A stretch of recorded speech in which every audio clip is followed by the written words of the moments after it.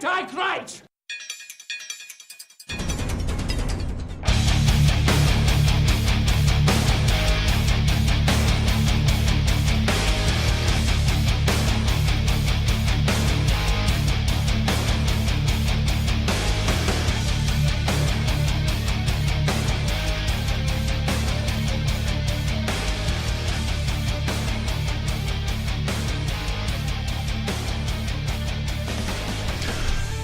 It is Sunday, October 29th, 2017. This is the Bulldog Unchained Podcast. I'm your host, the King of Villains, Bulldog Malenko.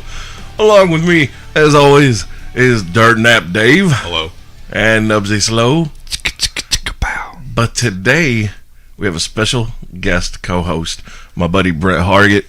Yes. Entrepreneur. Yes. Mogul mind. No. Yes. Yes. Absolutely. He's like a... White Russell Simmons. Yes. No. I would think he's more White Russell Simmons. Russell Simmons, he seems like, I think he's Def Comedy Jam. I know who Russell. Okay, well, yes. Thank y'all for coming out. God bless you. Good night. Yes, I have no idea who Russell Simmons he's is. the Black Dusty Rhodes. The American Dream. 30 seconds. Dusty Rhodes. Yeah, derailed. 30 seconds. 30 seconds. See? Yeah, That's what it took. that's what happens. Yeah. So, yeah. Focused. So Brent has come on today. We're actually going to talk about some business shit. Yeah. And I guarantee you two are going to be motivated in different ways. Blow your mind. Yeah. I'm ready for it. Mind So, blown. right now, we're going to cut out for a quick shout out for Watch Talk Wrestling, and we'll be right back. You okay? Yeah, he's just got a six-pack of I knew. Hey, dude, I told him when he showed up with that motherfucker, I was like, you know Dave's going to eat your ass, dude. He's like, that's cool. It's cool. We'll be I back. don't need carbs. I got plenty right here. I got all the energy I need. You are kind of 7,000 dehydrated, though. 7,000% of my daily allowance of B12.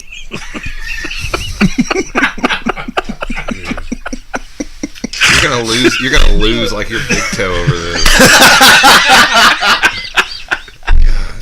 Watch, keep an eye on him. You're the one that can see going across into a the diabetic table. coma. You can see him if one side of his face Starts drooping. starts to get a little bit lower, and he starts to look like the guy from Radiohead. Oh my god. Yep. I couldn't wait for it. I saw him look over as I popped the top on his bitch and I was breaking it apart. He's like, I told him as soon as he walked through the door, I was like, I just I thought pointed I at it and saw laughed. I that. was like, you know he's gonna eat your ass about that. Oh, I saw that he was. I thought I saw something in his hand. I was like, "Is he? What does he have? That are those bottles of Mountain Dew?" Because he walked across the front of the car when I was pulled up. Oh, He was trying to hide it at his side and shit. boom! Here you go. This is me now. hey, man, This is who I am today. I couldn't stop off, man. I was like, shit. Let me get a That's water. just you All just right. carry 6 packs of Mountain Dew around in the car. Yeah, just absolutely. in case. That's what it was. All right, we'll be back.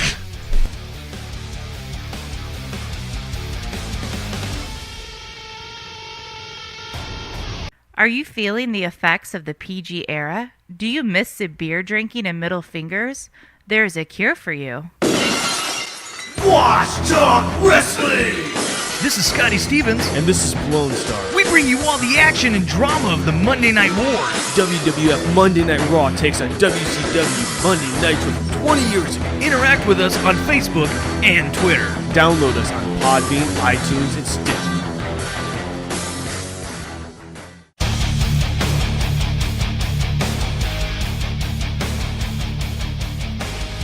$55 says 56 ounces, Fuck it. 56 We'll run. grams in 2 ounces, and there's 4 there, so that's 8. And then the 2.2, carryover is 9 like, per pound, bottle, so 9 kilograms, times 4 is 1 pound. 36, so that's another ounce, You and know, that's 9. Yeah, Sudafed You plus break it up like I do. battery Yeah. acid. Dirtnap Yeah. Dave is giving I gotta us tear it Scott down. Steiner math Like, if you on want- Knubsie Slow's sugar intake from his Mountain Dew. Yeah, If today. you want me to multiply 26 by 26, or let's just say 26 by 2. then I'm going to do 20 by 2 and 6 by 2, and I'm going to put them together. There you go. That's how my brain works. The modern. That's actually more of the modern method that they're Common teaching. Core is way worse. But they go That's in how the Chinese fives. people learn It's how to not- do math. You're not far off. He's That's not how far it happens off in my head. from how it works. Yeah.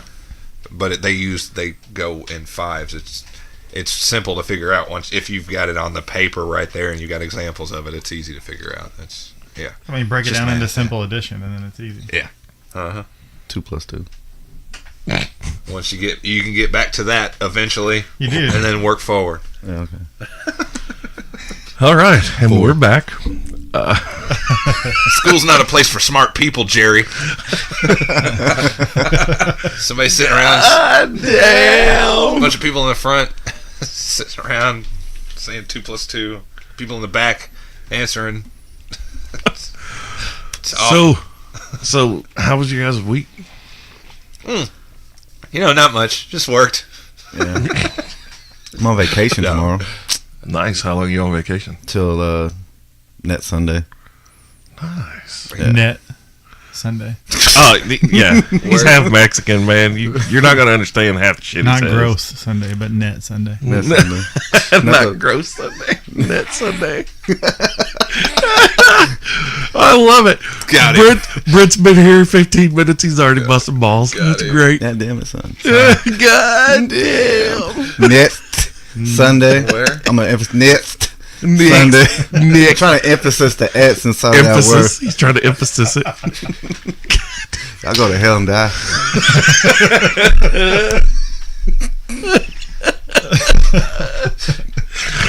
Oh my god.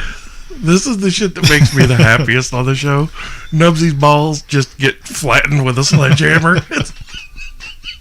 I'm surprised they can even produce semen anymore. Yeah. It's great. So you're going to have a vacation? Yeah, Are you going anywhere? Are you traveling? I was, but I got way too drunk one night, passed out, and just threw a lot of money at strippers. So now I won't be going nowhere. Were you throwing the money while you were passed out? Throwing away that good bowling alley money? Yeah, I know. Fucking lane 7 squeaky. He switched from oily lanes to oily asses and lost his mind and threw money at him. You're literally doing the opposite of what I want to talk about. This is why you're here Right? today. You're here to help. Fix Knubsie. That's it. Hashtag fix Knubsie. That should be a 'Cause, training hashtag. there you go. Those That- are all the wonderful things that are going on after midnight in this town, by the way. I don't go out after That's- midnight. I learned that rule. There's How long nothing has it good. been? How Since long has I it been? did? How long has it been since you've done Oh, dude, years. Yeah. Like, no, what, you talking about strippers? that? Just any God, kind of seriously. going out No, I in was talking about general. I strippers. mean, No, I don't do it. It's I don't do it. at all. Uh-uh. Right. Nope, never. Right. Probably. I went to Nashville, Nice. I don't know, maybe 6 months ago. Went out one night and I was like, fuck this, I'm not doing this anymore. I've got one. Well, he thing used to coming run up an entertainment in Denver promotions company. Yeah, I got one thing coming up in Denver. I'm going to see Joe Rogan in Denver at. I would go out for and that. the What? show is starting at 10:30. When is that? I would go It's out in for like it's November the 17th. I thought you was going to Denver for The the 18th. wedding too. I am. What? That's Oh the night before the wedding. God. It's the 17th, and it's in the city. And I got Fuck I you, got really man. kind of close seats, and Like right by him. I'm going. But are you going to go out afterward? No. See, that's what I'm I'm saying. going back to the room. Okay, so sitting down, Yeah. that's not the same. Oh, that's gonna be that's the latest I've been out and Yeah. fucking. It starts at 10:30, and that's Mountain Time, man. So that's 11:30 here. I'm already like, oh shit. Ready to go to bed. I'm already. That makes me tired just thinking about it because that's gonna be the latest I've been out in fucking years. Yeah, I know. Years. Can't I do was Even when I wanted to do it. Chicago. I went to Chicago this summer. This motherfucker's head banging on the mic I again. went to Chicago this summer and stayed out late in Chinatown and got rolled ice cream. That was, but I That was don't like bars and shit, dude. No, I haven't can't done do that it. in years. Nope. Years and years it's been for me too. Yeah, Oh. yeah. I don't. I don't see, Nothing productive comes I out don't of see it a at all. point in it. Yeah. I love Yeah. staying out I past just don't midnight. get it. It's sad. Well, I can't say I don't get it because I did get it at one point in time. I ran a bar, Yeah. and that was like, Yeah, but you look at that from a completely different angle. if you want to start talking about real shit already, like Yeah, that was man, something I wanted to talk that's about. that's the whole. Okay, these idiots are going to show up no matter what. Yeah. They're going to pay. They're going to pay. They're going to pay. Well, look at okay, Also, so talking about me and Dirtnap. last night I couldn't fucking sleep whatsoever, just thinking about everything we were talking about. And I was thinking, man, look at what everybody does every day that someone is making money off Exploiting them for it. and then Yeah. your dumbass is just out there like, not calling you dumbass or anything. Well, maybe I am. I don't know. We'll get into that. But Later, we'll find out. you're out there spending your dollars and buying drinks and paying cover and giving strippers. Who's making money at that point in time? Strippers making money. Oh, yeah. Bars making money. Bartenders making money. And all the time, all those people are in there making money. You're just out there blowing money. Oh, well, expenditure money, though. I have money to blow that time. You never have money to blow. And these, Money to blow. Money to blow is not a thing. I got When money I to blow see- like Lil Wayne. what I say, what I hear, what I see when people ask how do you, whenever you've lost weight and stuff, these are the same people that I don't see how you have time for that. I don't see how you make time for that. When they're fucking Discipline. pulled up When to you're a at the- fucking bar, Yeah, seriously. and sitting at a fucking they're sitting at a counter, fucking pounding drinks in their face and spending money. spending $400 at the casino. It's expensive to I lost go out. $400 at the boat. That I got that friend. Yeah. He's like, it's the same friend that says, I want to do something and I want to start this and how do you do that and blah blah blah blah blah, and then you see him next week and they're like, we're having a party at my house and we're all going to drink and then I'm going to go blow $400 at the boat. What? Yeah. Like, why are we? I wanna. Everybody's I wanna. Yep. It's what you need to do. I get what you're saying now. It's not what you need to do. It's what No, you not do that, do. but like you need to like go what you want. Like if you want to do like you want to do, like he said, hit the gym up, lose weight. That's what you need to do. Not go out to the bar late at night. Making money is the same thing as working out, if you think about it. So, Discipline. you know what you got to do. You know you got to eat good. You know you got to not drink 6 Mountain Dews. In one sitting in 2 hours. You know what you got to do. You know you got to exercise. You know you got to go to bed and get good sleep. You know you got to do that. Making money is the same thing. Like you know you got to not spend your money. You know you got to not go out as much and blow money on food, and you know what you Groceries you know what you instead got to of do, but eating you still out, fucking do it. You still do it every day. Habits. Yep. And that's people- like Hard to break. that's like small amounts, but I would tell you running a business that it's not the big money that gets you, it's the small money. I don't look at, we pay a cleaning lady, $300 or $400 a month, something like that. Like that number is not the number. I'm like, oh shit, man, we got to stop paying this cleaning lady. It's the fucking paper towels. Like that sneak up on you and you're like, God bless, we spent $400 on paper towels. How'd that happen? But then do that 20 times, and then that ends up being real money. It's never the big money. And life's the same fucking way. Every day you're spending money buying cigarettes and buying a soda at the store and going out to eat and going to a movie, and that turns into real money. And now you look back like, go look at your bank account one time. Pull your shit up, get a piece of paper, write down everything that you spent money on, and I guarantee you it's not the rent that bothers you or the car payment that bothers you. What's going to piss you off is the amount of money you spent on food and cigarettes and soda and going to the bar and strippers, and that's the shit that's going to piss you off. Look at your statement. Yep. Yeah, look at your it. look at your balance. $10 here, $15 here, $8 Yeah, here. it will piss you off. That's Every what'll make you single mad. time. I Every get mad single when I you're get like, 2 shit. double cheeseburgers. What did I spend? Hold on a second. What did I spend $26 on? Oh yeah, fucking Zuki. Right. Man, that's worth it though. But it's never like, oh shit, I had to spend $600 on my rent. It's not that. No. It's the bullshit. Because that's a necessity. Yeah. I get pissed off when I gotta pay rent though. Yeah, because you spent so much money on Mountain Dew. No, not the Mountain Dew thing. It's just shit. I got rent coming up, and now I gotta pay that shit off. I'm about to become homeless and just live in their cave or some shit. Cutting grass with scissors. That would be a good. That'd be just start to a business right there. I wanted to start a window washing company for forever. Everybody said that was stupid, but think about it. What do you got to buy? Windex and a squeegee. I Paper pay towel. a dude $100 to come by and clean my fucking window. And how many Like I windows do. are out there? Yeah. That's like a lot of windows in the world. So that's Yeah. Yep. So Always gonna literally, be that's a windows. legit business. You got to buy soap and a squeegee Yeah. Problem solving. and some paper towels. Problem solving. Yep. That's what it is. Don't ever come to me and say you don't have money. Like that's Yep. just not a legit thing to do. Because you can't. Don't tell me that. Like I'm gonna call you out as soon as I got here. What did I tell you to do last week about the stock market deal? The stash? Yeah. Open. Did you open your account? Yeah. Well, you didn't open it through mine. Actually, I clicked. Did you click my link? I did, but because I already had the app downloaded on my phone, it didn't allow it to go through.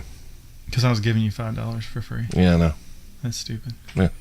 Well, so tell all your listeners if you want to make money. Here's $100 right now. Right? There's an account called Stash. It's an app, right? You get on Stash. Stash allows you to buy stocks in a way to where if you want to go on E-Trade and buy stocks and you got to buy Apple, and Apple costs, $160 or whatever it is a share right now, and you can't do that. Most people can't do that. Can you afford to go buy 10 shares of Apple? Even me at this point, I'm like, I don't know if I want to do that or not. But if you go to Stash allows you to get into a mutual fund with all these other people, and it kind of groups you together, and you can buy Apple, you can buy Microsoft, you can buy Facebook, all of them in one little piece, and you can buy $5 of it. Which mutual funds are this is not the best long-term track record investment you can do. But Stash, on the other hand, will give you $5 for every person. So if he signs you up, $5. You $5. So you just throw $5 in, and no, you don't throw anything in. It gives you $5. It gives you.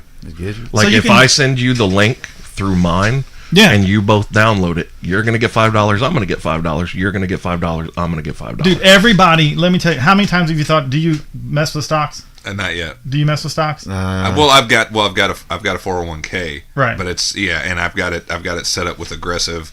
I've got it set up. So a little bit from your 401k. 40. I got it. 40, 20, 40.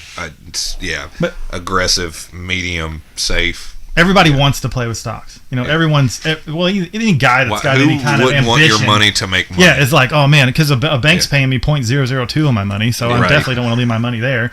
So everybody wants to do it, but nobody has enough money to do it. Even a CD is like 1.65. It's nothing. A bond's paying like 2.25. That's a fantastic if you got your money in a savings account. Yeah. But so you could go download Stash today, this week, and then find your buddies, because you got a million buddies that want to get into the stock market, and get them to sign up on Stash, and you make $100 this week. Easy. Boom. That's an easy $100. Why wouldn't you do that? Yep.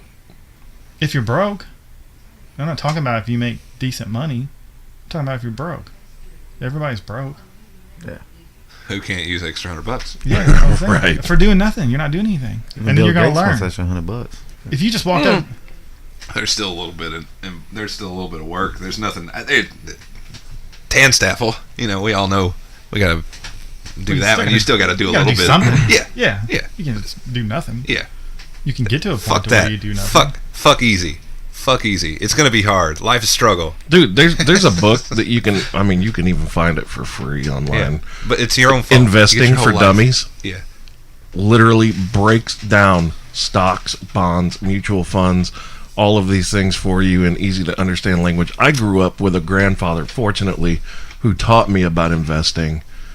At one point in time, I had a great portfolio, and then that got hit real hard in the end of 2007, beginning of 2008. 2008, yeah. And then I got married, and everything just so. Yeah, I made 20%. Okay, so we put the store in the mall, and I owned some Bitcoin. Nice. Good for you.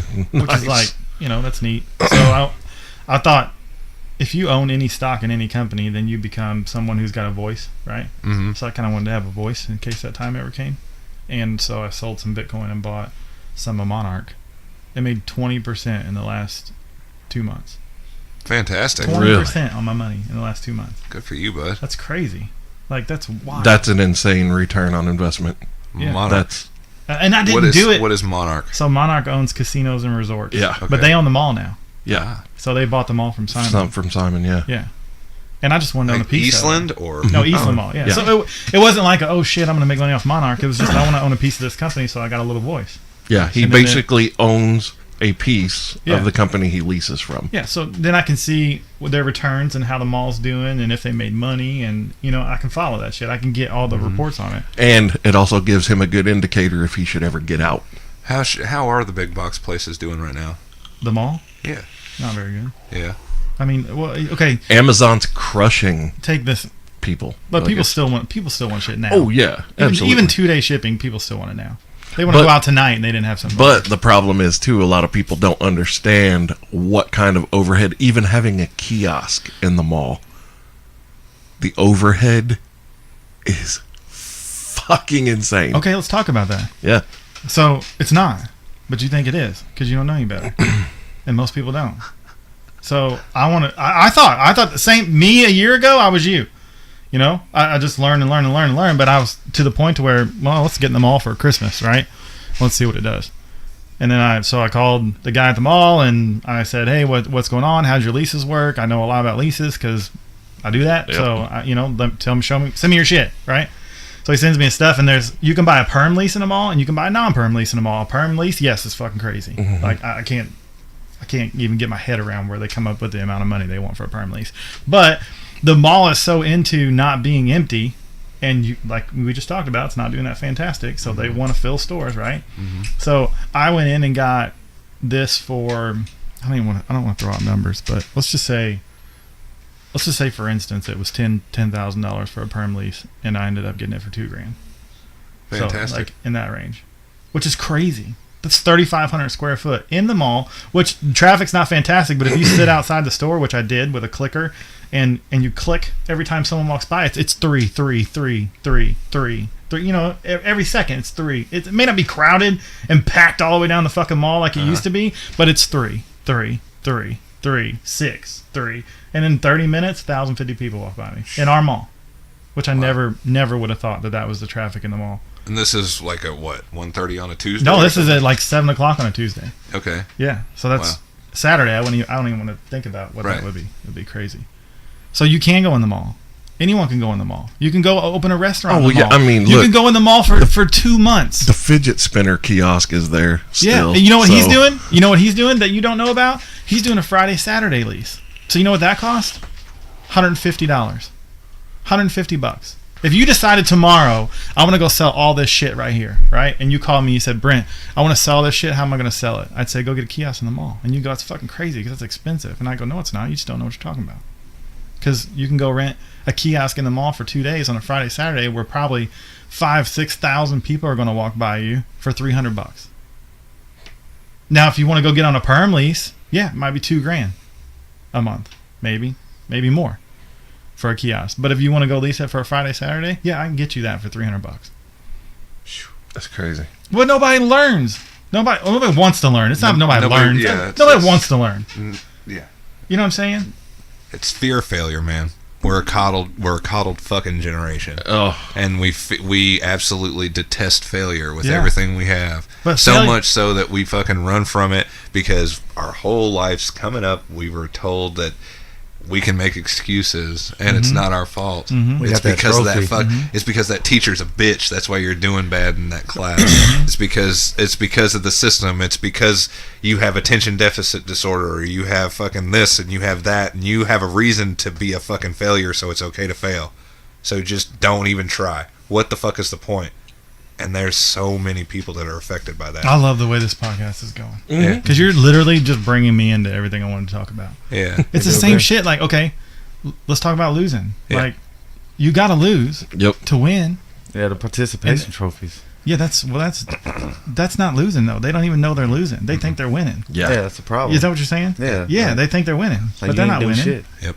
When I was a kid, I'll never forget the first year I played baseball. When I was 5, which by the way, everyone else got to play t-ball. Did you play t-ball? Yeah, I didn't get to play that shit. I played t-ball. I was 5 years old. We started off on a pitching machine. That thing's winging pitches at me at like 65, 70 miles an hour, and I was like, but turns out I could hit really good off a pitching machine.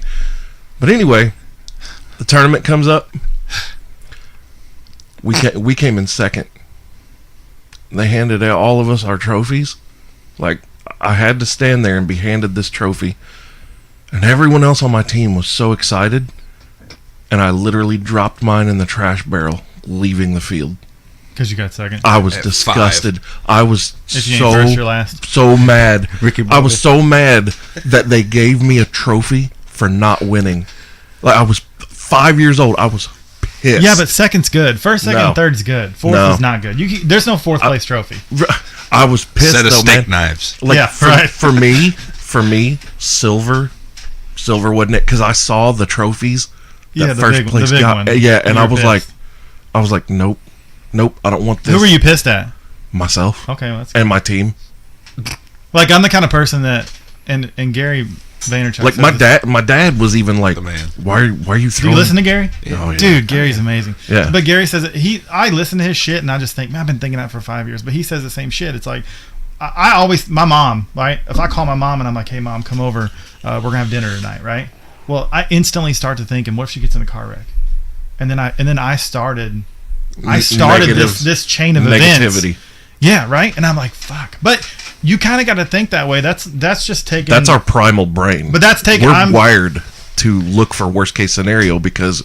No, but I'm saying, do people take control of their losses? Like, so do you blame yourself? If you get in a car wreck on the way to work, do you say, because you probably heard Gary say that, if you get in a car wreck on the way to work, do you think, fuck, man, I shouldn't have got up that early, or I should have left the house 10 minutes later, or do you think, fuck this guy for hitting me in my, you know what I mean, in my side? Like, which person are you? Are you the one who gets out of the car and you scream at the dude because he hit you, or are you the person that says, man, I should have left 5 minutes later? I'm thinking about the one about like I should have not done that. I should have waited or should have left earlier. I actually almost got hit leaving FedEx there at Ashley Furniture. You know where that stoplight is on the middle of Green River Road right that there? Horrible stoplight? Yes. And I had the green light and I was going, and this lady was not stopping at the stoplight. Man, I punched it and basically had to rip my car around that turn. And immediately I thought, man, if I would have just taken 30 more seconds sitting in the parking lot. If you're that person, you're like 10 steps ahead of everybody else. Because people I would have don't think avoided that. No, and this is only recently I've begun to be an empathetic person, where it's like because initially your reaction is fuck you, yeah, dude, I hope you have fucking insurance. You just fucking ran into me. Yeah. Fuck you. Yeah. Yeah. It's hard not to feel that way. Yeah, I find myself doing that. Yeah. I'm still guilty of it. And then if I have a second, as long as I can center your I chi. can usually bring it realize, it's okay. Yeah. Yeah. It could be. I think as long as you become that person, yeah, everybody's gonna fall off the wagon immediately. That's one thing that I've really spent the past year developing in myself is, which I've always been able to see both sides of any argument. It's one thing I pride myself on. I call it devil's advocate syndrome. I can argue either side. You're not arguing, you're debating. Right. Yeah. I can debate either side of a debate, even if I don't believe in the points I'm making or I don't agree with them. I can still do it. You should play devil's advocate. Always. Everything. Right. Because, and that's for the past year, I've really been focused on, you know what? See it from the other person's angle. Yeah. See it from the other person's angle. And it's really brought me a lot of peace just for myself. Fuck everything else that it affects. Well, you don't get mad all the time. Exactly. You know what I get pissed off the most at in my life right now? What? Rocket League. What the fuck is Rocket League? It's a video game on Xbox One where you play soccer with cars. That's awesome. That's the thing that. That's the thing that I get pissed off. No, that was sarcasm. Awesome. Yeah, it's not a really good game, no. No, look, that's what I get pissed off at. That's petty. Because as hell. PAF, man. But that's Petty as fuck. But you know what? Think about this. I used to get pissed off all the time on Facebook, and I used to just terrible. Right, and now I have decided that I stay away from. Is it? Oh, did you get it? No. Oh. No, it's just fantasy football stuff. Touchdown. Touchdowns. Go ahead and listen. But I don't let myself get drawn in to people's religious or political or whatever. I'm just like, keep on scrolling. Hey, it's got nothing to do with me. Yeah, don't talk about it. Got nothing to do with me. And I have... You can't talk about it because people don't know how to debate. Honestly, you say it's petty. I think I have put myself in a better position when the thing that I get pissed off at the most in this world is a video game. Why not just not get pissed off about anything? Boom. You got to play Rocket League. I guarantee you will be screaming at your teammates that can't hear you. I don't give a shit. There's no possible way. There's not a video game on this planet. You know what I get pissed about? Dude. My fucking Wi-Fi stops working. You know what I'm saying? Like that shit will piss me off. There's two video games out right now that I do not. I really want to get them, but at the same time, it's really important to me to spend time on productive things. Yeah. 2K18. Yeah, WWE 2K18 and South Park's Fractured But Whole. Right. Oh, man. That's a role-playing game, so they're both really immersive, and you can lose yourself for hours, and I just don't want to dedicate that amount of time to those things. It's very unproductive. Yeah. And you know it. So I know, and if I'm going to take time for personal development, Right. because that's a video game. You're developing the character or well, that story. once again, what are you doing? anything. You're spending your time. Someone else is making money. Exactly. Or I could use that time to take in the book, Miyamoto Musashi's Book of Five Rings, which I just started the other day. I'm doing that. Or Charles Duhigg's Power of Habit, or Stephen Covey's Miyamoto Musashi, isn't that Seven Mario? Habits of Highly Successful If you're getting people. something back out of your time, then Musashi was the fucking samurai fucking cook that killed fucking Gotcha. 65 dudes in 3 days that's cool. I'd read that. with a sword. It's Yeah, it's interesting. a strategy book, and it's fucking, it's on point. Yeah. If you like that, you need. There's a follow-up book for you called "The Way of the Samurai." It's like it's the Bushido Code, and it's like that book That's along what Bushido actually transfers to. Right. Translates to. Yeah. Yeah. Way of the Samurai, of course. Sun Tzu's Art of War. Yeah. We Dude, got that already. And 48 Laws of Power. I don't know that one. Yeah, I've heard of that one also. These are, especially you being a bit. Have you read Art of War by Sun No, Tzu? I haven't. You should. Everyone says that, but I it just don't. applies to business as well as personal life. Okay, I'll give you one Sun Tzu quote that I love: "Never interrupt your enemy while he's making a mistake." No, yeah, okay. Dude, it's Sun Tzu. It's philosophy. That's Like, I get that, but I don't need that in my life. You know, like I'm so self-motivated. It's not even funny. Right, Like, I but need it's- no motivation. No, it's not motivation. It's just Sun Tzu gives you different ways of looking. It's tactical for everything in life, not just war. It's just the art of war. It's what it's called. But it applies to literally everything in life. And then there's the 48 Laws of Power. And then there's Dale Carnegie's book, How to Win Friends and Influence People. Another amazing book, because what you both preach is what Dale Carnegie wrote about 100 years ago. Years ago. Yeah. The key to getting what you want in life is giving people what they want. Yeah. That's Dale Carnegie. Like, that is, and his whole thing is, regardless of how badly he would want to pitch something, like if he was at a party and he's trying to make contacts, his whole thing is, every person that you meet, remember their name and let them talk for as long as they want and engage them actively. Because the people that you meet aren't going to remember what you were trying to pitch them. They're going to remember, man, I met this really interesting guy. Blah, blah, tell me about him. Well, and they're not going to be able to tell much about you, but they're going to remember that you listened to everything they had to say. I'm a firm believer that you can learn from anybody. I don't care who it is. Oh, yeah. Like, I've never come to the point in time. Well, okay, take that back.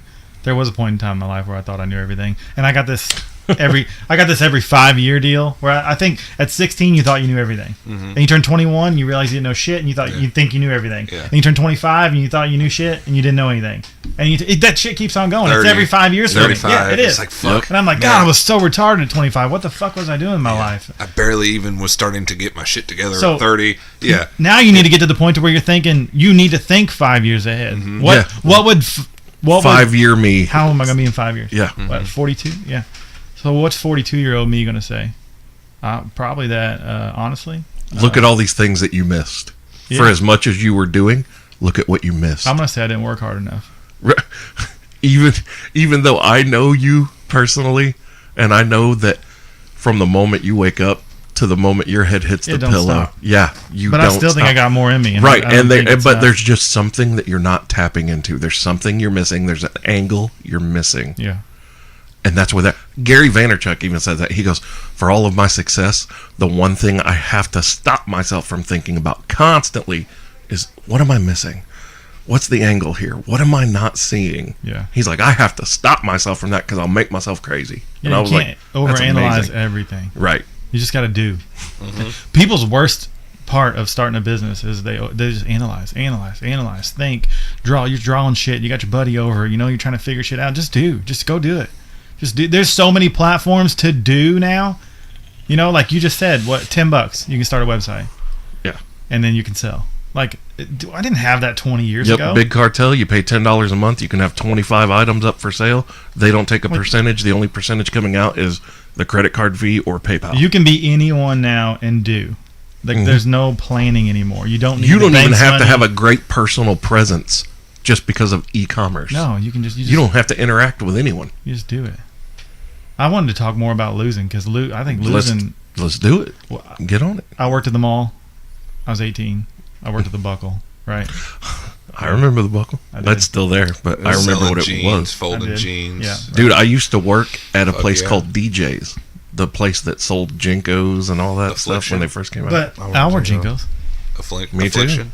I wore jeans. I didn't wear Affliction. No, Vans. but isn't that the Buckle? No, well, yeah, they do sell that stuff, but I don't Yeah, okay. wear that. Yeah, I wear like Hurley and Oakley, stuff like that, I I've never guess. been in a Buckle. PacSun, Really? Buckle. Yeah. Arizona Anyways, members mark. the point, I Losing. think Yes. I go work at the Buckle, and I think it's like I make it mine, you know? Like I want to see the numbers do good. If I worked at Wendy's, I would be the guy that's calling you like, dude, you got to come try this chicken sandwich. It's fucking amazing. Like I am the employee that everyone wants to have. But the other employees hate. Yeah, they do because they're like, why is he doing that for? Just make your $7 and go home. But you're also the employee that becomes a manager in 6 months. So I got to the point where I was selling credit cards in the middle of the mall. It was like a sign-up sheet, and I would walk around to people and say, they can't do this anymore, but I would walk around to people and say, hey, you want to sign up for a Simon gift card or a credit card? And then I would get them to say, yeah, and they sign their information on this paper, and then they go away, and I give the paper to my boss, and then they send them a credit card, right? So no one could sell this shit, and then I got my hands on it, and literally, I'm like the guy that goes out. If you live your life by, I'm going to wake up this morning, and I'm going to get turned down 10 times. That's my goal. My goal is not to win, it's to lose. So, like, take it back to when you were 16. You were going to go meet a girl, you know? Like, I'm going to go to the mall, and I'm going to get a phone number. If you take the mindset of I'm going to go to the mall and I'm going to get turned down 10 times, you're going to fucking win. You know what I mean? Like, if you ask 2 girls for their phone number and they don't give it to you and you're like, 7, 8 more to go. Can't do math.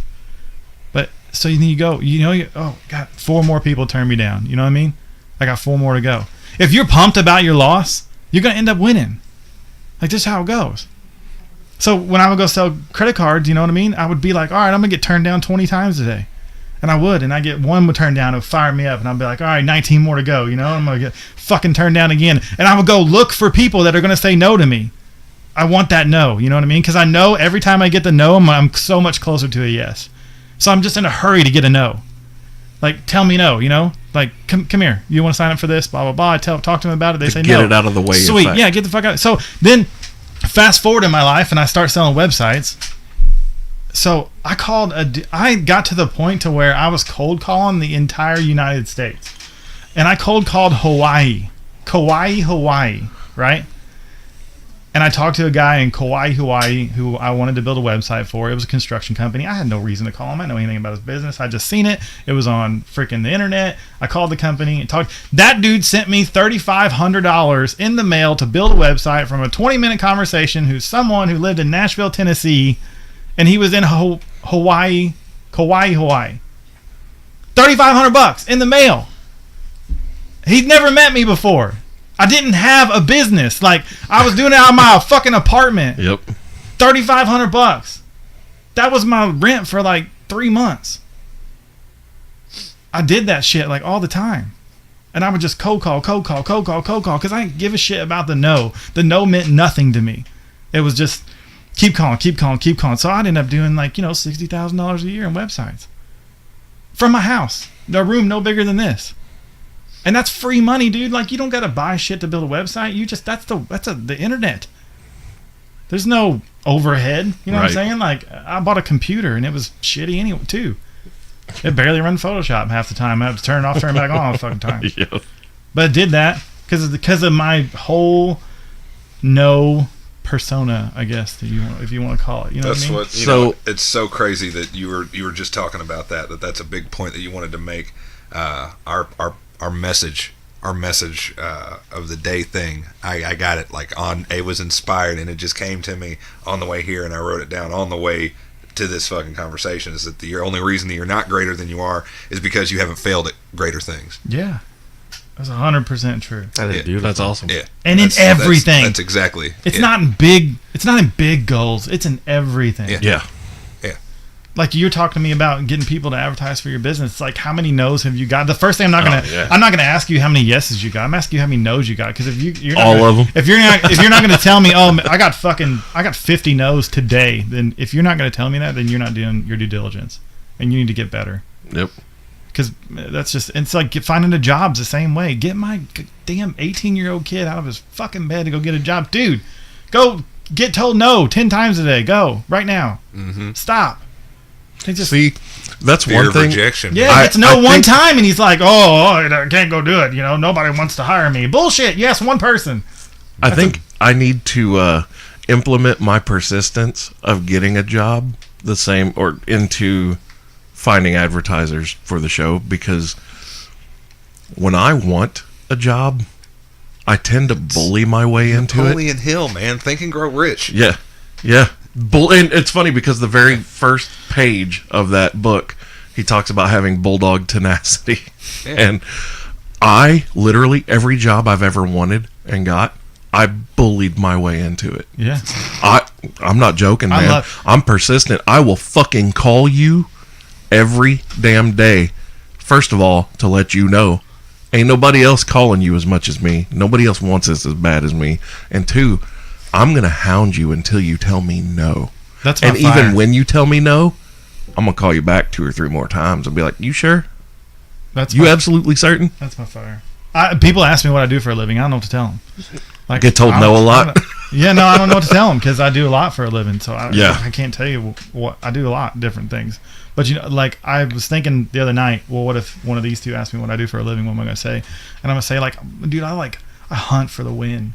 You know what I mean? Like, I don't give a shit what it is. I don't care if it's a video game. I don't care if it's buying a building. I don't care if it's opening a new store or hitting a goal for the day. Like, I live for the win. I win for a living. Like, that's what fucking drives me every morning. Like, I want to do 30 grand this month, and then I do it, and then I win, and then that's over. And I'm probably going to do 30 grand the next month because I did 30 grand the month before.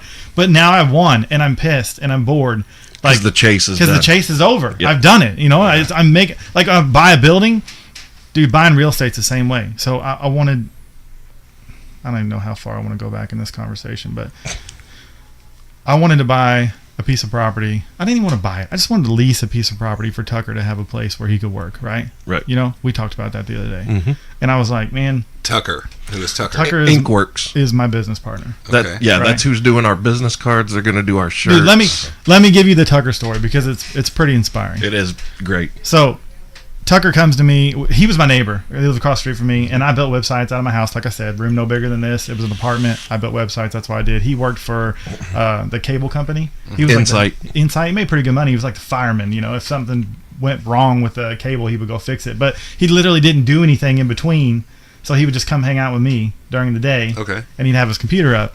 Well, they went to being an internet-based deal instead of a cable-based, and then he lost his job. Okay. So he got some severance. I had a little shitty office over off Vogel, upstairs in an attic. The what I mean? attic of the Cancer Society. And I'm talking. So when we, it was about the size of this room.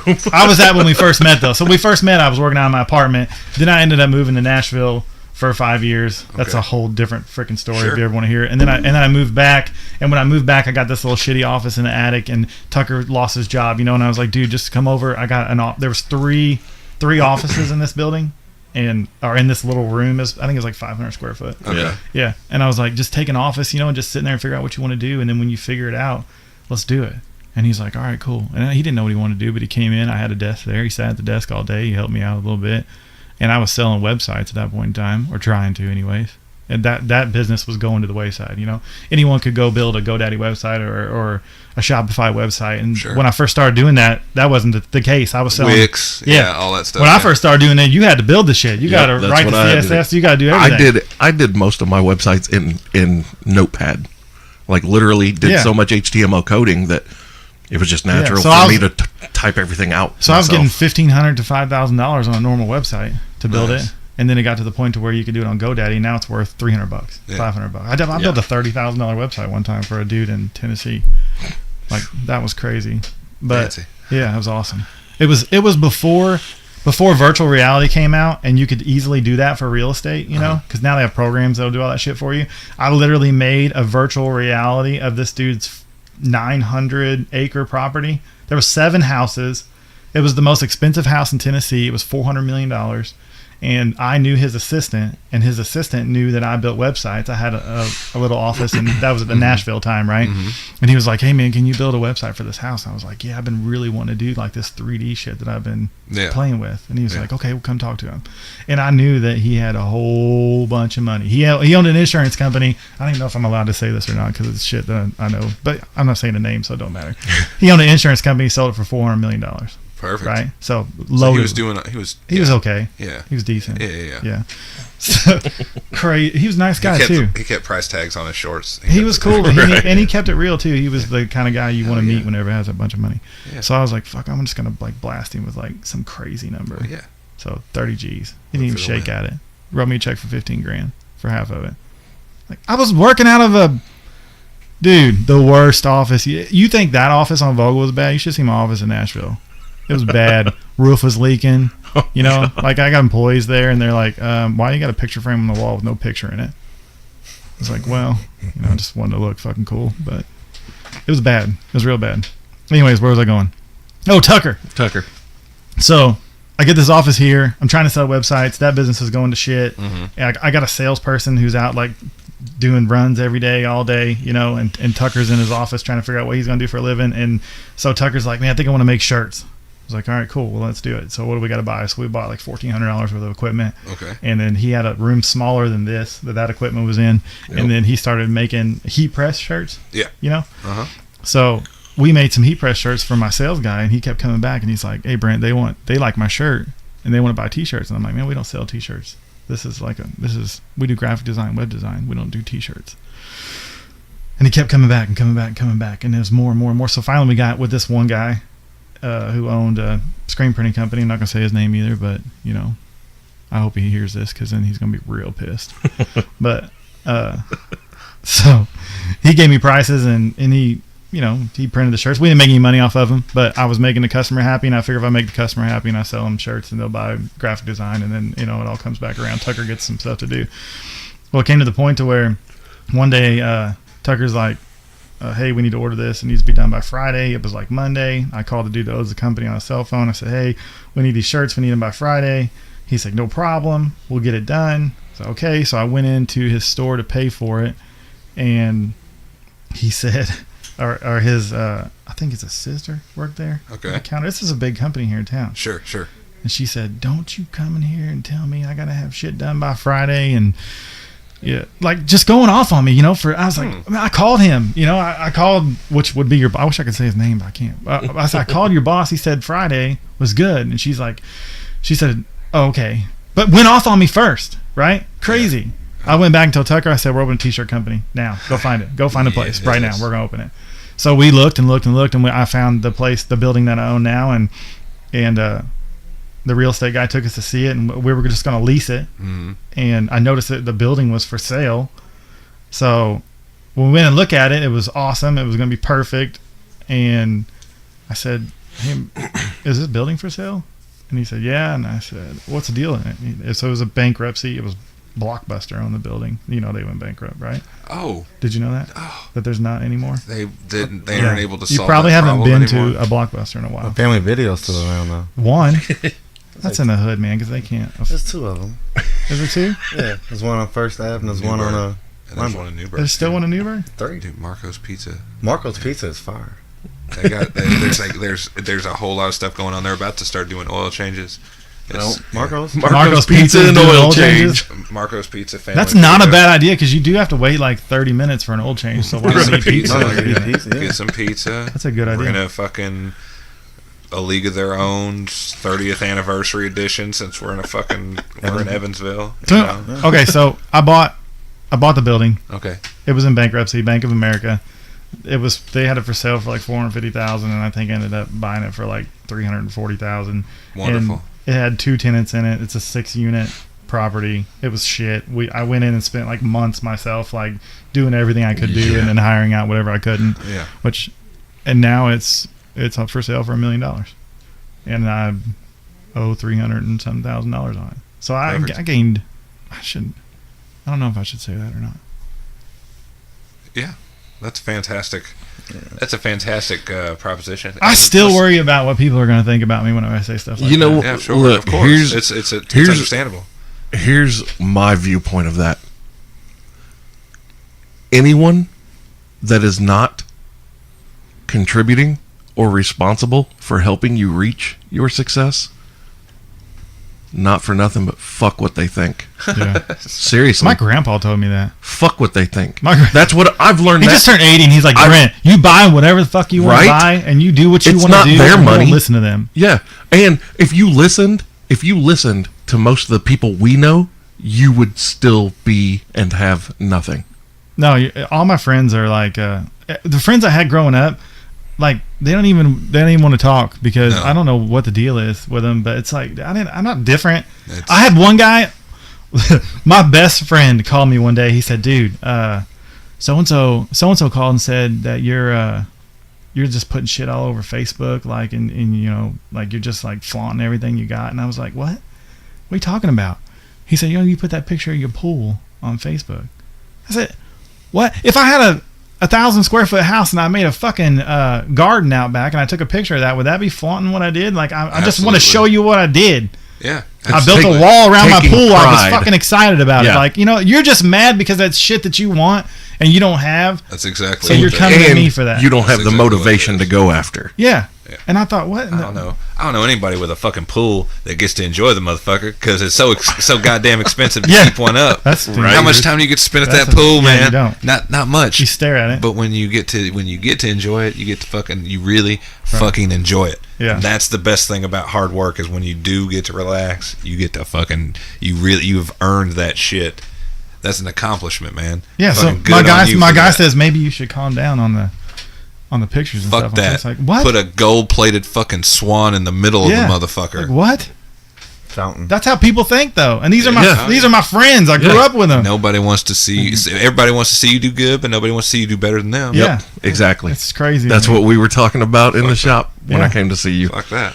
Like, dude, I have learned the fuck them mentality just from having this show that is now 1,300 to 1,500 downloads per episode.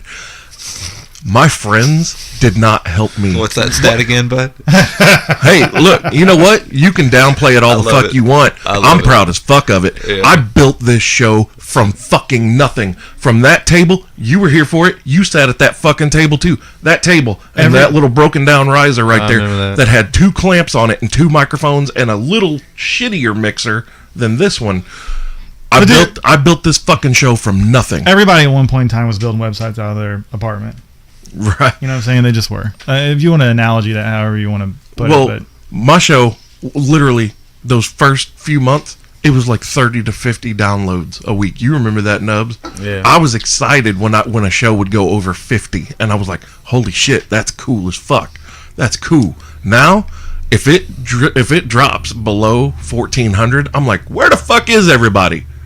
Where is everybody clicking on the links? What's going on? It's going to take one lucky thing for you to. Luck has everything to do with winning. Luck is opportunity. I don't care preparation. I don't care. Yeah, I don't care what you say. Luck's gonna. Did you position yourself in the right position to get lucky? I did. Because if you did, then great. But you got lucky. I don't give a shit what you say. But it's the people don't position themselves in a way to get lucky. Like I got lucky because I got to buy that building for a third of what it's worth. You know what I mean? You know what my luck was? This was my lucky moment. The Nerdist podcast, Chris Hardwick, the dude from The Talking Dead. Yeah. After The Walking Dead. Yeah. The host. He does the Nerdist podcast. I get a message from my buddy Ringworm one day. He messaged me. He goes, dude, you got to download the Nerdist right now and listen. First 5 minutes. And I was like, oh, okay. Chris Hardwick is doing his community bulletin board. And I'm listening to him. And I'm like, okay. And he goes, and people, I'm going to tell you right now. You got to download this podcast that I'm getting ready to tell you about because this guy is fucking insane. It is vile. It is vulgar. And it is one of the most hilarious things I've ever heard. And he goes, it's called Bulldog Unchained. And I lost my shit. I was featuring Dirtnap Dave. No, this was before. Yeah, I know. This was way before all of this. And I was just like, what the fuck just happened? And sure as shit, at around that time, I was around that 600 download. Yeah, so you got lucky. And then, boom, it shot up to around the 11 to 1200 mark then, and now it's just steadily doing this. Don't take that into context that you just got to sit around and hope you get lucky. No. You got to do shit to get lucky.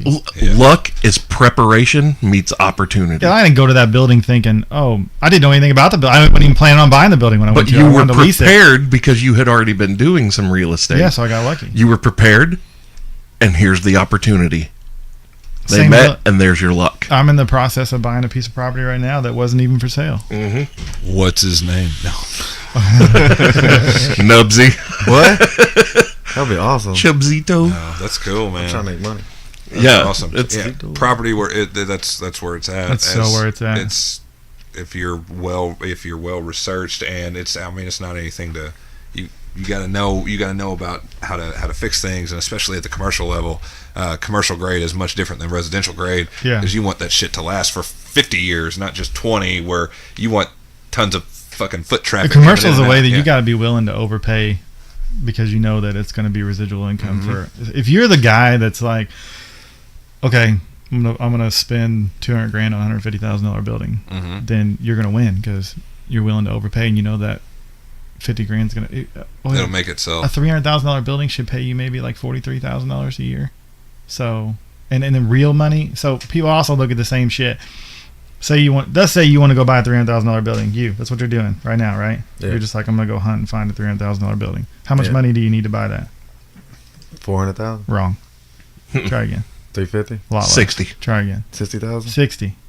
You need $60,000. 20%. 20%. Right? Because the rest is the bank's money. So you don't need 300. Everyone thinks though, I need $300,000. You don't need $300,000. You need $60,000. So if $300,000 produces $43,000, then how long is it going to take for you to get your cash back? 2 months. No. Or two- No, well, 43 a year. 43 A year. a year. Okay, Yeah. 2 Like years. 5 years. No, year and a half. A year and a half. That's 18. Yeah. That's an 18-month return. Yeah. Yeah. That's property. Yep. 100%. Oh, No okay, I one got through 60 in. Okay. don't think about it as if it's $1 million or $500,000 or $100,000, or if you're just getting started out. I'm going to buy a property. I'm trying to right now. That's $19,000, and I'm going to try to buy it for $10,000. Do you know what that loan is? It's $58 a month. Oh my goodness. That's huge, right? And it's a decent house. It's just it's in foreclosure. And It's he can set it to lease. No, you can. I'm not gonna lease it. I don't want. You're just gonna flip it? If I'm gonna do residential, it's gonna be like 18 unit residential, not 1 unit Right. residential. I don't care about that. But no, I'm gonna flip it, and it doesn't matter how long it takes me to flip it because it costs me $58 a month. Right. You know what I'm saying? So that shit, you could do that right now. Like that's you. Yeah. It's $19,000. Do you go to the bank? Guess how much money you gotta have to go to the bank? You gotta find $3,000. So you find $3,000. You go, which anyone can find. Look what you got right here. Oh yeah, there's easily $3,000 to $5,000. So you go buy that house. You do work yourself. It needs paint. It needs like some flooring. It needs little shit, and then it'd probably be a $60,000 house, and you make money. Or what I was telling him the other day that flipped him out. My first house when I moved here was a $180,000 house, right? But my credit was shit. I didn't have. I think it was like a 620 or something like that, which is not that fantastic, Yeah. right? Which luckily I've built that back up and it's good now. But it was, I couldn't buy anything. I had money, I just couldn't buy anything because I got friends right now that make $50,000 a month, $100,000 a month, can't buy anything. I do, no bullshit. And you want to talk about what they do for a living? We can talk about it because they came from nothing. And 10 years ago, he was giving me a tattoo on my arm. Can't say his name. I'll get real. He'll get real mad at me if I say his name. But it was a point to where they didn't have anything. He didn't have a car. Like, I mean, he had a motorcycle that would like break down on the side of the road. This is like less than 10 years ago. The dude is making just crazy money, and he had nothing. Like anyone can do what they want to do if they got enough drive. He got drive from his brother, and his brother got drive from having a kid. And then it just went crazy, both of them at the same time. I hope they don't listen to this. They're gonna be mad at me. I'm sorry that I said that number, but it's true. You can do whatever you want to do. So I bought my house. I called the dude. House is not for sale. I looked at 50 houses. Right, the house is not for sale. I wasn't going to buy a house that was that nice. And I get a hold of the guy and I said, hey, are you selling your house for sale by owner? And he said, no. I said, well, I seen it online. He said, I had it on one place for a couple months. I said, well, I want to buy it. It's the only house that we like. And then he said, okay. So I said, but I need to come talk to you. He said, okay. So I go talk to him and I said, I'm going to do a lease with an option to buy. I'm going to pay your house payment. I didn't give him any money down. We wrote a lease. He was the bank, right? Because a person can be the bank. If you want to buy a house from me and I write you a loan, I can be the bank. Mm-hmm. And then you can pay me whatever amount of money it is. And then after some banks 6 months, some banks 1 year, some banks 2 years, you can refinance it, which is 1,000 times easier. So with my shitty credit score, I could refi, but I couldn't purchase. Right. So I literally paid this dude's bills for 2 years, and then I refied. And then now I own the house.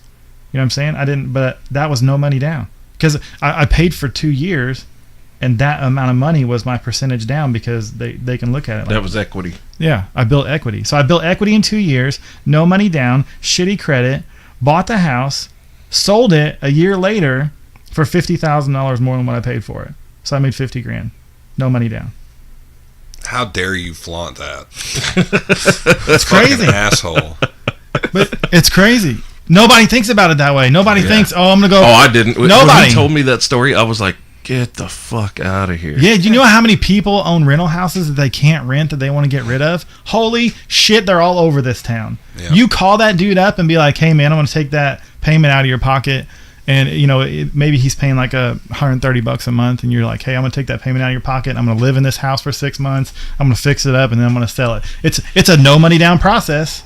I'm going to tell you right now, this is how much money I'm going to pay for it. So I'm going to pay $30 for it. I know I'm going to sell it for $60 whenever I get it fixed up. I'm going to take over your payments. That's no bank, no money down, no credit. You live in the house 6 months, paint the fucking walls, put it up for sale. You still only have a piece of paper with your name on it. You sell it, and then you go to the bank, buy that, and then you do the transfer. Like, you don't have to go to a bank to get the money to buy a house. Just go get a house. Like, if you live in an apartment, go get a house. There's people out there that are just dying to get rid of that payment that they can't find a renter for, or their house is shit, and then you can just paint it. Or and they're then tired of money. fucking dealing with the Yeah, or they're renters, tired of tearing up yeah. their shit. Yep. Because a lease with the option to buy that's a contract. And if you got shit credit, then fine. Then lease option, buy it, fix it up, and then mortgage it to yourself, and then have a house. There's no reason for anyone to not have a home in this city, especially.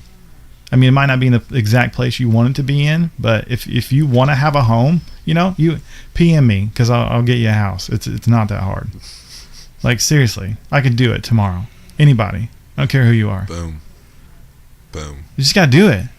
And then everyone just is going to procrastinate. They're going to hear what I'm saying, and they're going to go, oh, that's not me. I'm going to do it tomorrow. I can't do it. Do you live in an apartment? No, I have a house. Okay. Yeah. Do you live in an apartment? Yeah. Let's do it. I like apartments. Let's move you into a house. I like my apartment. Because you don't want to mow your own lawn? Exactly. Let's get. He did want to cut his grass with scissors. What about a condo?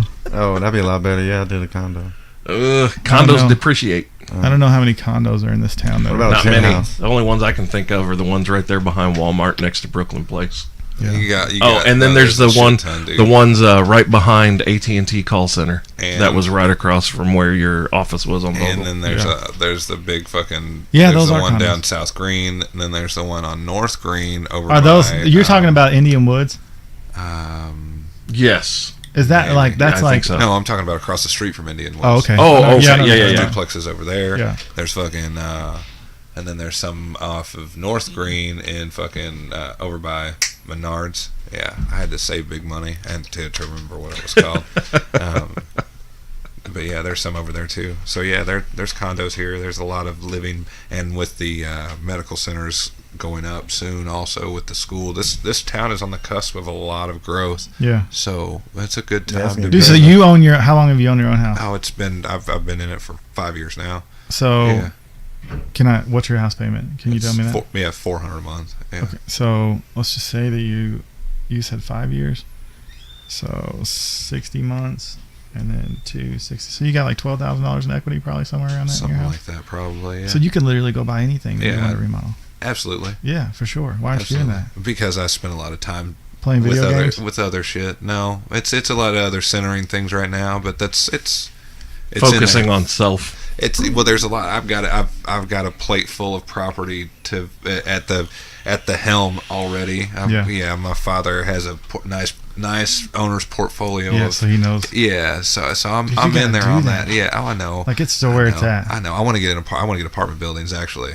That's 18 units plus. That's the 39-year-old. Oh yeah. That's the 39-year-old David talking. Yeah. But that's an ownership goal. Yeah. That apartment building. I know that's where it's fucking at. I never wanted. I wanted a single unit at one point in time in my life, and then I got a 6-unit commercial, and I was just like, oh my god, this is crazy. 12-unit fucking. I want a 15-unit fucking apartment building. Yeah. This is a fucking gold mine. Oh yeah, it is. Oh 100%. Yeah, fucking gold yeah. mine. Even at fucking 60% occupancy, it's a fucking. Do you gold realize? mine. But you can do that. For our apartment here, we pay double just for the apartment than what you pay for your house. Of course. You can do the same shit though with commercial property. Like there's guys out there that are so old or want to get rid of their commercial property. It looks like shit. I know. There's a couple of guys that my dad. You know that he knows that guy, right? Yes. Yeah. And you could even walk up to them and be like, "Hey, man, let's lease option buy. Let me lease option buy this thing. No worries. I'm going to take over your payment. I may take you up on that. You know how I learned? And we'll start hunting for one. Yeah, let's do it for me next year. You know how I learned about lease option buy? I wanted to buy a restaurant in Nashville. It was on West End, and it made pretty good money. And I got with these guys that's what they do for a living is they sell restaurants. And I learned that people don't pay cash for restaurants. Yeah. I didn't know that. Like I thought, oh shit, I got to have a lot of money. You know what I mean? I don't have a lot of money. I got to have a lot of money. That's not true. This dude wanted to get rid of his restaurant so bad, he was willing to be the bank. And then I learned, holy fuck, everybody wants to do that.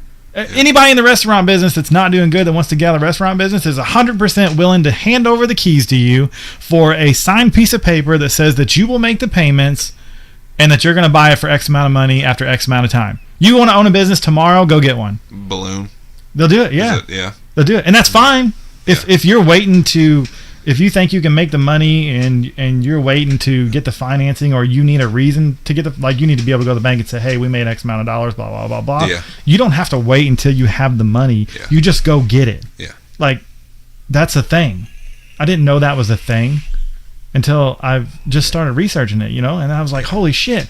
So that was his deal. He ended up turning around on me, and he ended up not selling me the business, but which kind of sucked. But I never got his signature on a piece of paper. But I did all the research on it, and I was literally, this close to getting that business with nothing. Oh, I was this close to getting a business on Broadway. Oh, this fucking dude in Nashville. Yeah, I wish this dude would listen to this. No, I don't, because then he'd just cause all kinds of shit on Broadway in Nashville. Yeah. So my bar that I ran, right? I'll give you that story.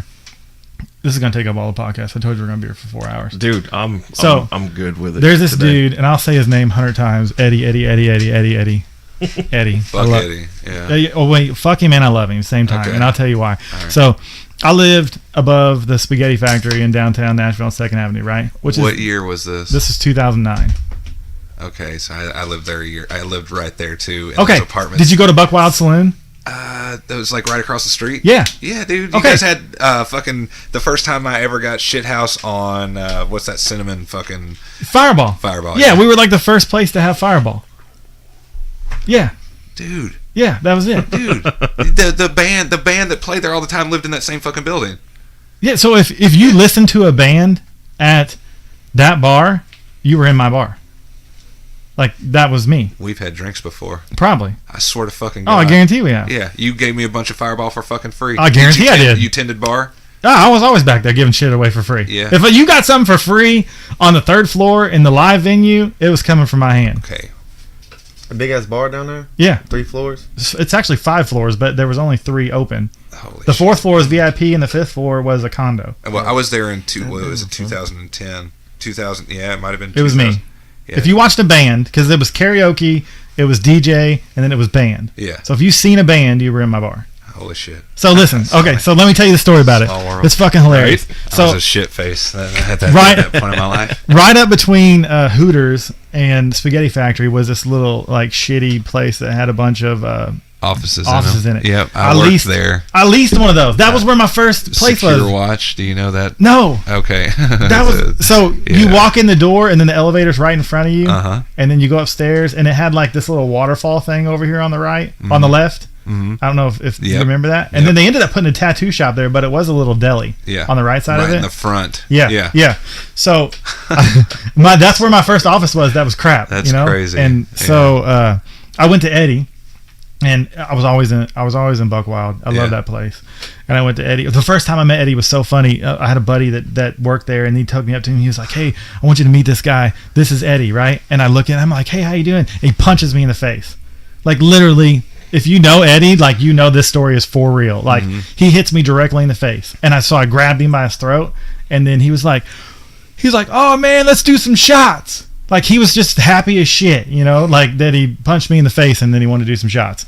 So, what do you say? I don't even know how to react to that.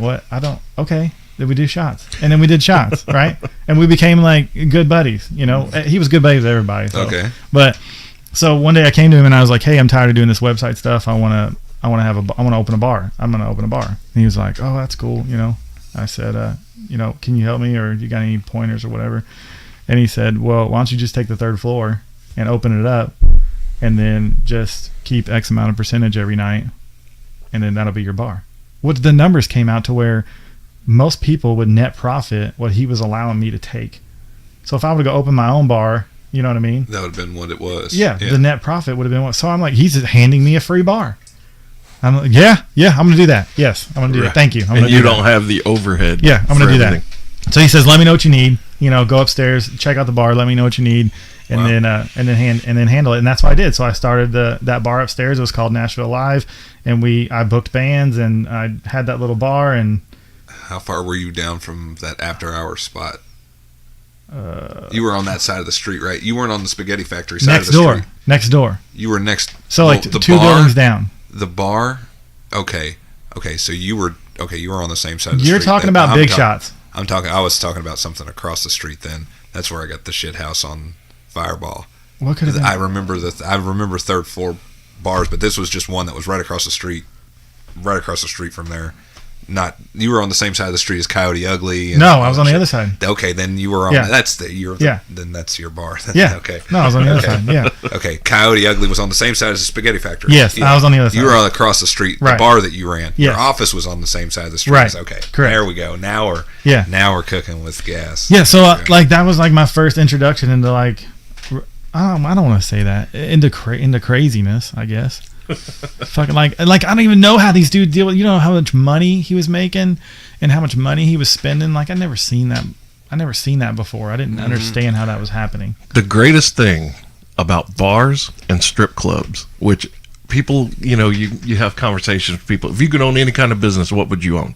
And I tell people flat out, a bar or a strip club, because they are both about large undisclosed amounts of cash coming in and going out every night. Well, that's the thing. Everybody knows that, and everybody that works for you is trying to get their hand in it. Do you want to get robbed by your employees? Open a bar. Well, yeah, true. Open a strip club. Yep. Like, oh, holy shit. Yep. Yeah, I could. You can vouch for that. Yeah, I can tell you that's 100% true. It's so bad that I knew about it, and I still just was like, it's what it happens. I could fire that person. The next person that comes in might find a better way to rob me. Right. So I know what's happening. At least this one I know about, and I can keep an eye on. Yeah, they weren't stealing from me. They were stealing from the customers. Right. If I set a drink price for $5, they'd charge $6 and they pocket $1. There you go. Do that 300 times in one night. Yeah. You made an extra $300. Yep. But on top of the tip that they're giving you too, which is pissing off my customers. But you know what? In Nashville, I never had the same customer twice. Exactly. Right. So they never knew. I knew. It still pisses me off because they were stealing from me, but whatever. It is what it is. Yeah. Fancy. It's crazy. So you were at Hog Wild. What was it called? Buckwild. Buckwild. Yeah. Hog Wild's. Yeah. And Eddie's large one. Eddie was he was like the coolest crazy kid you'd ever meet. He owned the building? Yeah, he owned the building. Okay, cool. Yeah. Cool. And so I'll end this off with a funny story. So he ends up getting in trouble loses the building, goes back to, he's from Panama, he lived in Panama, goes back to Panama, buys a pirate ship. Fuck yeah. I'm talking about legit a fucking pirate ship. I think he put an ice cream shop on it. And it was like, seriously, so kids could ride on a pirate ship and then get some ice cream. That's dope. And then he did. I don't think he got insurance on it, and ended up going down in the Bay of Panama with him on it, and it sunk. That's awesome. I'm not gonna say that He's story. too bottom heavy with mint chocolate chip. I'm not gonna say that story is 100% accurate because I could be missing parts of it. But this is what I've heard. Right? He's just fucking high as hell. Yeah. Fucking eating. Like He's just on his eating. pirate ship. Yeah. It's like, all of his mint chocolate chip ice cream is just melted as fuck. It's just this weird mint green brown color. it's all in the water. Yeah.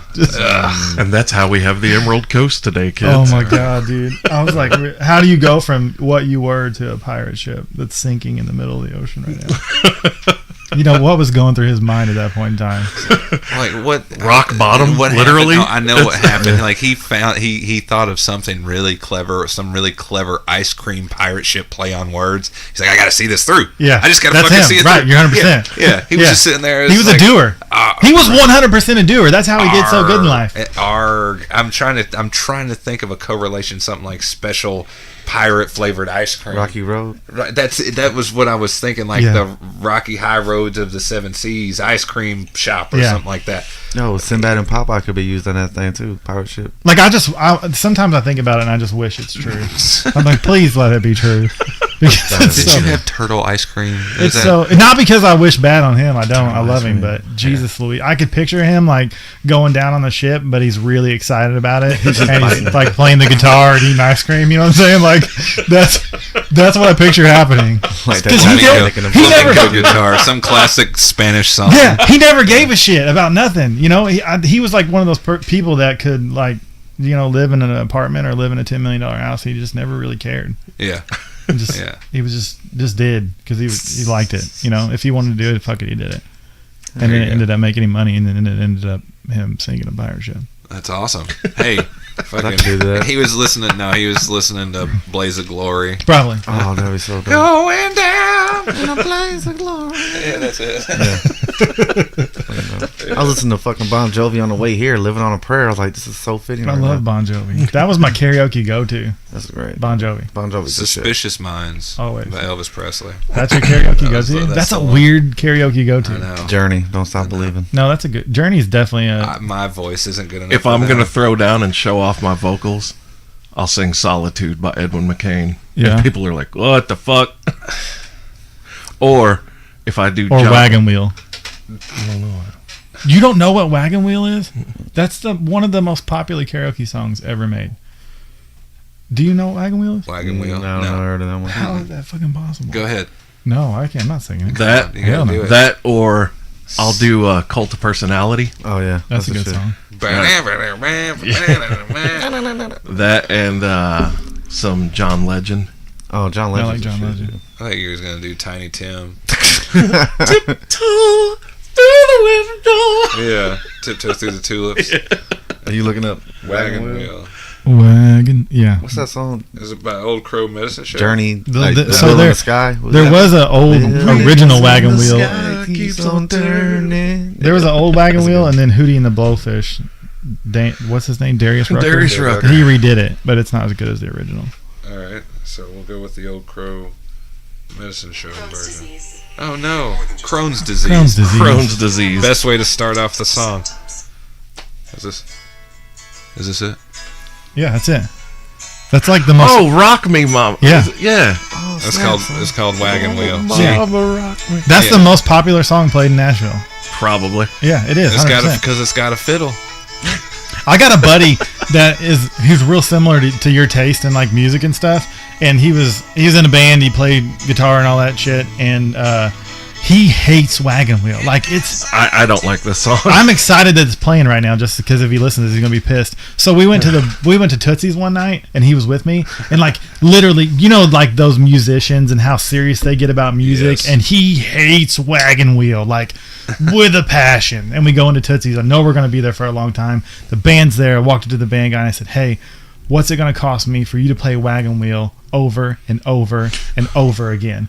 And he's like, "Man, I can't do that." I said, $100. He said, "Done."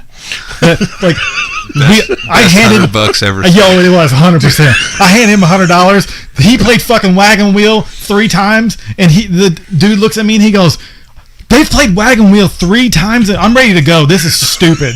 And I'm like, okay. And then so we sit around. He plays Wagon Wheel again and again, and he just got madder.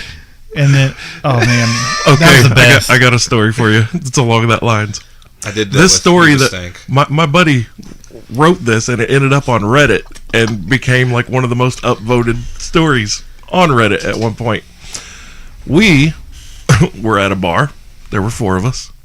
One of my friends gets the bright idea. He's gonna commandeer the fucking jukebox. He literally paid, I think, $300 to fuck with 300 people in a bar.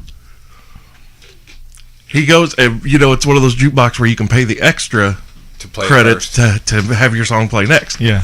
He goes and he picks one song, and he's just over there. He had to be at that machine for 30 fucking minutes. Tap, tap. Same song? Tap, tap, tap, tap. Yes. Over and same over. song. And what he did was one of the most phenomenal social experiments I've ever witnessed. I'm so glad I got to be there. But it starts out and you hear, "Wah, wah, wah, what's new, pussycat? Whoa, whoa, whoa." Now, let me just tell you, the first time this song plays, everyone's just kind of laughing, singing along with it. Then it starts, and like the song ends, and then, "Wah, wah, what's new, pussycat? Whoa." And everybody goes, "What the fuck?" And then comes the third. And then the fourth. By the 5th time, people are getting irritated. Yeah, they're pissed. We'll fast forward. great. We'll fast forward. I'm unplugging the jukebox. We'll fast forward. Sorry, See, dude, you lost but- your money. But those those jukeboxes still stay connected even if you unplug it. So it holds the memory of what was there. Fast forward to about the 20. You can't unplug it. Fast forward to about the 25th playing of What's New Pussycat by Tom Jones. Jeez. People are losing their fucking minds. Check, please. Yeah. A whole bunch of people got up and left. We're at a pool table. Like we're just shooting, and I'm dying laughing. And he's sitting there stone faced singing every word every time the song comes on. And Gross. all of a sudden, by episode 30, the bartenders are now screaming at the entire bar, "Who the fuck played What's New Pussycat like 30 goddamn times? What the fuck is going on?" And he is just stone-faced, "What's new, Pussycat? Whoa, whoa, whoa." I'm dying. Finally, at about the 40th time that the goddamn song played, they killed the jukebox. They left 40 it off. times, that's an hour and a half of They left. What's Up, Pussycat? They left it unplugged for 5 minutes. I would have left. Do it. They plugged it back in. The goddamn thing comes back online Same song. in the middle of the song where it left off. And they just unplugged the jukebox. They were like, "No more fucking jukebox." And he goes, "Man, I know I paid for like 90 plays of that. I just got robbed." And he was pissed that his What's New Pussycat didn't play all 90 fucking times that Gross. he paid for. I was just like, You gotta record that shit. dude. Hey, it's time for a commercial break. Dave's You got gotta get up. Dave's got to go Yeah, pee. He does. We'll still talk. He drinks a lot of water. Yeah. Scoot over there, Mountain Dew man. But yeah, but our friend's account like what he wrote about it, just the people's individual reactions, is what made the whole story even more priceless, because he truly captured the disdain in these collective, like, 200 people that were left out of the original 300 that it started. Yeah, I would have left immediately, for sure. Well, the other thing was, it was a pool tournament, so Hey. most of these people couldn't leave. While he's gone, do you have Instagram? Yeah. You got Instagram, right? Yeah. Pull your Instagram up. And pull your Instagram up. Pull my Instagram up. Got it. So Yeah. go live. Both of you go live. No, you don't go live.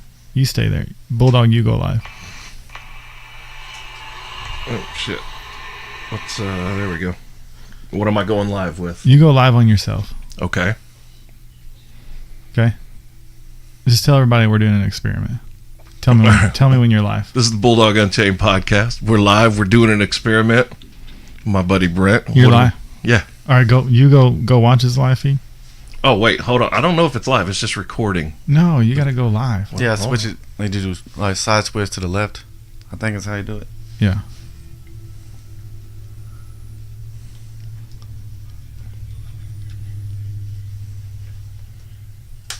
Live. There it is. Okay.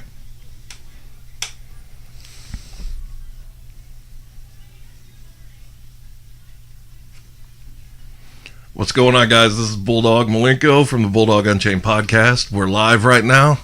Got my buddy Brent Hargett in the studio. What's up? What's up, man? And he wants me to do this as an experiment. Okay, so you go watch the live. You watching it? Yeah. All right, so find him. Find who? Come here. Give me your phone. He's on here. Give me your phone. Okay. We're doing an experiment. I'm not sure what's All right, so happening. check this out. I think it's got a delay on it. Yeah. Bulldog wants to UB in their video. Click on it. One of you is going to have to turn your mic off. Yeah. Feedback. No, it's not those mics. It's coming from the phones. Look. That's awful. Well, yeah, you're going to figure out how to turn that off. I turned my volume down. Well, where's it picking up volume? Okay, we're killing this. No, just turn the volume down on your phone. I did. That's awful. Can you turn your mic off? That's what's doing it. Don't turn it off. We're going to figure this out. This is an experiment. Jesus, we don't need this feedback. Oh, that's awful. This is like a mad beat startup. What are we doing? Wait till the Where are bass we drops. So, look. If you're not doing this every podcast, You're wrong. I mean, Somebody joined in. Huh? I said it. Why? If you can pull both of you up, like you two and him, Sit it right here. same time, right there. Well, man. Yeah. Why is that not happening? You're going to figure out the audio part of it. Well, for one, it's got that delay, too. That's awful. Well, where's the delay at? It's in your. Oh, man, that's bad. Your face. That's bad. That's coming through my Well, kill it. mics, Kill too. it. You got. That's awful. We got two people. Tab me. Dude, no. Anyways, if you're not figuring that out and using that, The problem is the phone. there's no fucking problem. Yeah, there is. No, there's not. Well, okay, I'm Figure it I'm out. going to give you some sound engineering stuff right now. So, the problem is, if he were somewhere else, like if they both were at their homes and we did that, we'd be golden. No, just But- turn the mic off. You can't. Yeah, you can put a piece of tape over it. No. If you put a piece of sound deadening over it and a piece of tape, it literally would not let me go past like an eighth of the volume down. It will not let you kill it. That's the whole point of being live, is they have to hear you too. And the problem is, you're getting a cyclical frequency No, I going get from it. phone to phone. I get that. And that's what causes that feedback. Cyclical. Yeah. When you use big words, I take it as disrespect. God damn it. But no, man, it's that won't work in this scenario. So many people do. It's fucking funny. What? What? Big word You disrespect? use big words with them, and they're just like, Yeah, I can't believe you said that. I don't know what that means. I don't know what that means. I don't know how to get You that can off. do. You're gonna figure it out, and you're gonna do it. Can't do that. Well, don't say no. I can't do that. Just figure it out. Go buy. Don't you Go get a phone for $10 that gets on the internet and rip the fucking microphone out of it. Okay. Don't tell me you can't do it. Okay, Knubsie. So on that go buy a same phone. note, Okay, $10. on that same note, this week, a guy that's had a lot of past problems, but we were really good friends in high school. One of those is the people he doesn't hate on me for what I've got or anything like that. He fell way the fuck off the spectrum of normalcy many years ago from an abusive a substance abuse standpoint. He just went way the fuck off the rails and was incarcerated several times and things like that. Well, I spoke with him for the first time in years, and I could tell that it was coming, but he ended up asking me for money. And I told him, dude, you've had your entire life to make sure you don't fucking starve to death today. Why are you fucking telling me that you need money for food? That's not fucking fair. You don't talk No. to that's you want to put that on me. You want to put it on me for you to eat? And you're probably How dare you, man? you're probably a good enough person where you feel like, man, I really want to give this dude money, but Yeah, but I know. you know that I that's, know. Exactly. You It's can't do just it. feeding an addiction. That's all it's doing. It's feeding ugliness. It's just and yeah, he's been all over the town that I grew up in, just being the fucking same guy he was, and he misspelled words and he used ignorant slang terms with "thanks for keeping it 100." He used that with me, and I'm Oh like, my dude, God. we're in our mid-30s. 100. Yeah. I got a friend that is an alcoholic, and I gave and gave and gave and gave, and I mean like seriously gave. Yeah. Oh. And then still the same shit. Yeah. And then we don't talk anymore, and then he'll try to hit me up and say, "Hey, I'm doing better," and I'm like, "No, I know that story. I've read that story before. Yeah. You're doing better now, and then you do bad shit, and then Yep. it's like I'm not. Don't got time for that." All right. I got to read you this message that just came to me on Instagram. Okay. Somebody This was is some watching? positive shit. Okay. Somebody was watching. Yeah. Has nothing to do with the video though. This is cool as fuck. So I met this dude by chance when I went to Walmart last weekend to get some groceries. This is from his wife. Hey, my husband met you at Walmart in the meat section the other day. He asked you about your cat, right? I love the way that He asked you about your cat in the meat No. section of Walmart. he asked you about your shirt, the way of the left hand. LOL. He loves listening to you guys. He's a big time wrestling fan. He introduced me to your podcast. You guys rock. That's cool as fuck, man. Yeah, Just you could do that times 5,000 if you just start putting content out. Yeah. Well, that was just from a dude complimenting my shirt. Yeah, that's awesome. And then we started talking about that, and I was like, yeah, man. I was like, I was explaining the left-hand path and what Satanism actually is to him, and how... I thought it meant something I'm else. listening. Go ahead. What are you laughing about? It's Satanism. It's just funny. I thought it was Why?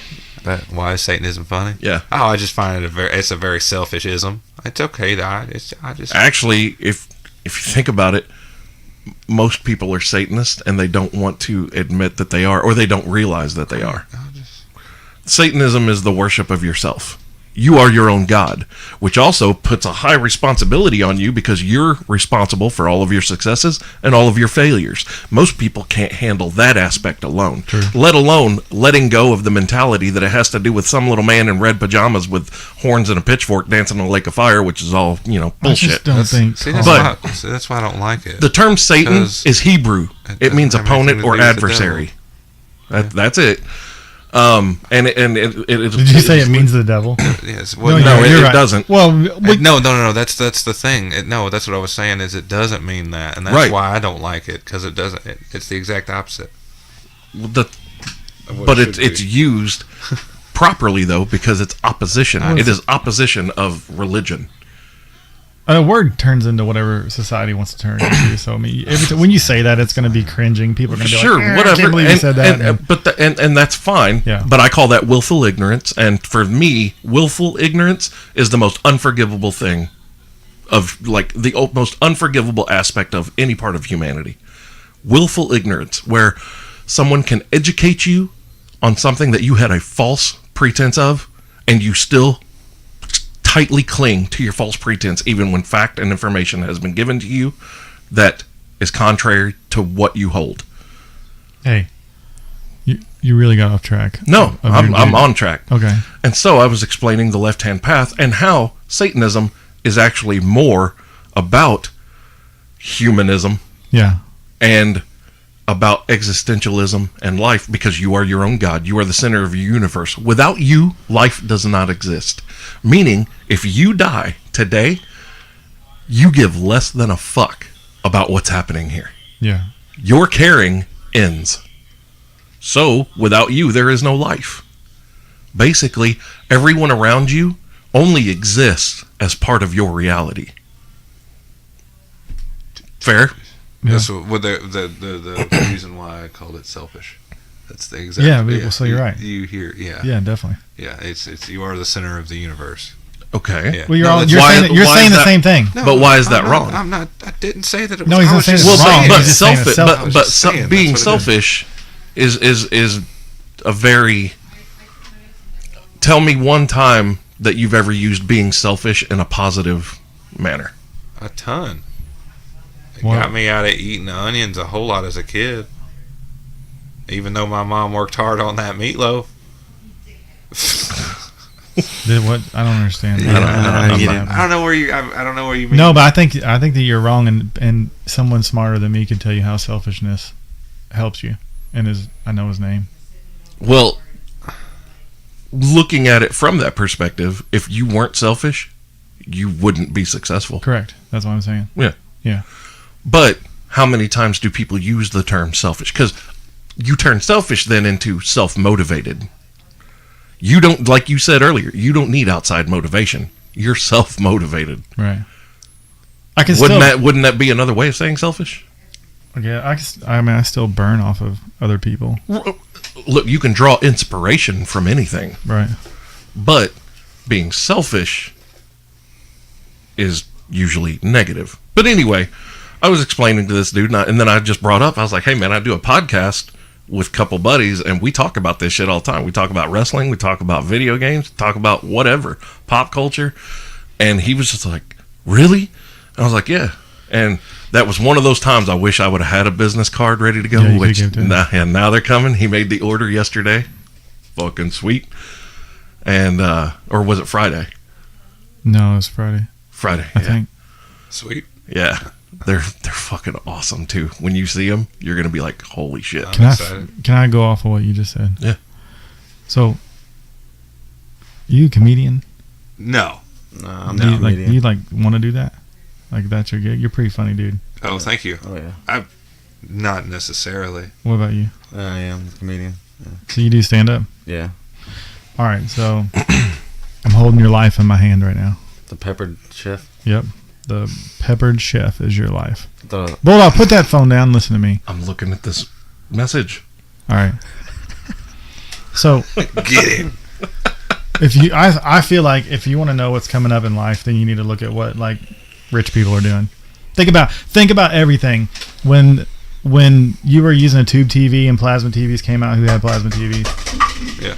And Rich that, people. And yeah, and it turned That was into a Mountain Dew bottle. it turned into everybody's computers. When computers came out, who had computers? Yeah. And now it's in everybody's hand. Cell phones, same way. I remember my dad had a car phone. I was like, how in the world? How does that happen? You know. And then it turns out that if I would have paid attention and put my money into Nokia, I would have lost it eventually in Nokia. But yeah, you know, Samsung You know what I'm would have been a saying? good Yeah. bet. yeah. Then that's where it comes. Pay So you watch attention to what that. rich people are doing. Yeah. So what's everybody doing right now? What is someone? If you walk in my house right now and you say, "Alexa, turn the TV on," my TV comes on. Yeah. If I Bluetooth technology. when I wake up in the morning, I say, I have speakers in my ceiling through my house. If you say, "Alexa, read me the news," then that's how I get my Gary Vayner stuff or Vaynerchuk. I get that in the morning through Alexa. I wake up in the morning. I say, "Alexa, read the news," and then it's Gary. And then she tells me the weather and everything else. But that's next. That's what's happening. Everything's going back to audio. People don't have time to watch a video. They want to listen whenever they're driving. That's why we're doing what we're doing right now. They want to listen while they're driving down the road. They want to listen while they're brushing their teeth, while they're cooking, whatever. Like, everything's going back to audio because people realize that time is a commodity and they don't have enough of it. So I don't have time to sit and watch 35 minutes of your fucking video of you talking and me not being able to do anything else. Other than watch. Yeah, other than watch. Right. So it's all going... That's one thing I wanted to bring up too. The three of us, the people that have contacted me about when they listen, we get the most intimate times of people's lives. Yeah. With our show. When they're in their car. Yeah. When they're in their office or at work, or when they're taking a shower. And this is a great time for it. So listen, for you, Knubsie. What's up? If you can go on Amazon and you can start your own briefing for free, and you can record a briefing in the morning. You can put it on news, so you could be I would listen to it. Like we just met. I don't know you, pretty funny dude. If you had an Alexa briefing, I would go home, get on my Alexa app, be like, click. I want to hear him in the morning. He's funny. He's gonna make me laugh. And then that would be, I'd wake up in the morning. I'd listen to Gary. I'd hear the weather, and then I'd hear you say something stupid, and then it would make me laugh, and I'd have a good day. Like, that's what the world's coming to. So if you're not going to be one of the people who get on there and do it, somebody else is going to do it. Somebody's going to do it. You know what I mean? Like, that's what Gary's doing. If you just follow what Gary's doing. You're an audio person, you're a social media person, and you see Gary knows about it first, always. So if you just follow what Gary, and so Gary's got a briefing. So that's what my challenge to you is: go home, figure out how to make a briefing, and make it. So I'll borrow you a little present, right? What is this?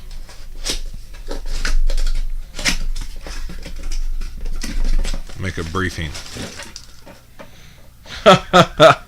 That's fucking awesome, man. But I want to hear it. It is an Amazon Echo. It's free, man. It costs you nothing. You can do it. Like, you have your own show. It's like 5 minutes in the morning, or even 30 seconds in the morning, 60 seconds in the morning, whatever it is. Cut this show down to 1 minute of the funniest shit, and then put it on an Alexa briefing, and then at the end of it say, go listen to the whole podcast at podbean.com, blah, blah, blah. Mm-hmm. Bulldog Unleashed. You know what I mean? Like, it's free. I'm not asking you to spend money. I'm asking you to waste to do work. To Google. Do work. Yeah, waste your time to Google and figure out how to be someone on that machine. And 5 years from now, I guarantee you that will be everyone's morning, everyone's car drive. Your car will be Siri or Alexa or Google Voice. Like, that is it's coming. That's what's going to be. Oh yeah, in every new vehicle that goes down. Yeah, it'll be now. Everybody's asking about Android Auto and Apple CarPlay. Yeah, and all you have to do is push a button, and everything that you do now in a new car, you press a button and say, do this. Everything that you do now that you have to press buttons for your maps, for your fucking you don't even have to press a button anymore. That's what I was going to say. For your phone, you used to have to get on fucking text. Yeah. You'd have to fucking make a phone call. You have to scroll down and look down, and you'd have to fucking look at your phone book to fucking make a phone call. You used to have to fucking you'd have to tether your phone in. Yeah. You'd have to your backup camera was this fucking big, and now it's the whole screen. Now that it's like 180 degree turns view. Around the entire fucking. When car. I go to bed, it's Alexa, turn off the lights. Yeah. Alexa, turn off the TV. Alexa, turn off the landscaping. It's coming to everybody. Everyone's gonna have it. You know how much that thing costs? $50. That's awesome. There's nobody that can't spend. I mean, you got something that's $50 in your hand. Everyone on this planet has something in their hand that's worth $50. That's going to become this, or this is going to become that. Yeah. You know, or they're going to get integrated. You got Siri already. Siri sucks. Well, now it's going to get better. You know what I'm saying? Absolutely. It's going to get better. Google has Bixby. Absolutely. That's their Siri. Like, it's Haley Fawn was messing with Google it the other Voice. night. Yeah. It's awesome too. It is. It's badass. Yeah, they actually. I asked them what's the greatest song in the world, and they told me Tribute by Tenacious D. I loved it. Yeah. But that's the same. So do that. Get on there. Do that. And then another thing you need to do is, so you follow your Instagram, right? Like, did you just start that? The Bulldog Unchained one? Yeah. Yeah, a little while ago. I didn't do much with it at first, but now I'm... So 7 to 25 posts a day on social media. That's where you're at. That's where it has to be. People want information. They want it, and they don't want to wait for it, and they want to get it from you, and you just, that's what it is, 7 to 25. And then you want to hashtag like 15 to 30 times on everything that you do so people get it out. It's crazy. But anyways, what the point I was trying to get to is Facebook has a new thing coming out now. It's called Facebook Watch. Have you heard of it? No. Okay, they're going at Netflix. So they've put their money into making television streaming shows. Yep. Go on Facebook, dial in Facebook Watch it come up. It looks just like Netflix. It's got its own shows. They're paying for it. They're trying to go in Netflix's space. But right now, you can do your own. It's like Netflix meets YouTube. Could you imagine being able to go on Netflix's website and make your own TV show and upload it to Netflix? How sick would that be? That'll be fun. That's what they're doing. That's it. So Facebook is paying to make their own shows to get the people to the platform, and then they're giving you the platform for free to make your own video content to be in the middle of it. That's happening right now. That's you're on the bottom level, dude. Like, you start recording this shit, and then you get your own show on there. Everybody, it's Howard Stern, it's Joe Rogan. You know what I mean? That's what it is. But you could be the first of what you do, what you talk about, to be on Facebook Watch, and then there's a small pie of content on there right now. Like, you want to go get viewers on Facebook, you're in 1 billion people. You want to go get viewers on Facebook Watch, you're going to be in like 1,000. Holy shit! Like, do that content right now. I guarantee you, in 5 years, you're 100 steps ahead of the next person. That's just starting out. Yeah, for sure. But so I'm back to like, watch what people are doing, because I don't even know if Gary's doing that yet. But I know it's free. It's free, just like that's free. If you don't have an Alexa briefing and you don't have a Facebook Watch program, and you're sitting in front of me and telling me that you want to do a podcast and make real money, like, then you're bullshitting me. After today, because you didn't know. I didn't know about it. Blissful ignorance, right? Yeah. You said it yourself. No. You know what I'm saying? Willful ignorance. That's what I mean. That's a whole different That's what thing. I mean. No, if you don't do. If I were to ignore it, on that. Yeah. If you don't capitalize on that. Yeah, so you can't come holler at me in 2 months and be like, Brent, put your wiener where your mouth is. My views man. only went up. Get after it. You can't. I mean, money. If I could do that, what am I thinking about? If I could do that, we wouldn't be doing this show right now. Yeah, you can't come holler at me and be like, hey, I only got 2,000 downloads, and then you didn't do that. Right. I mean, you can't do that. Word. Yeah, I'm gonna have to look into the Facebook Watch thing.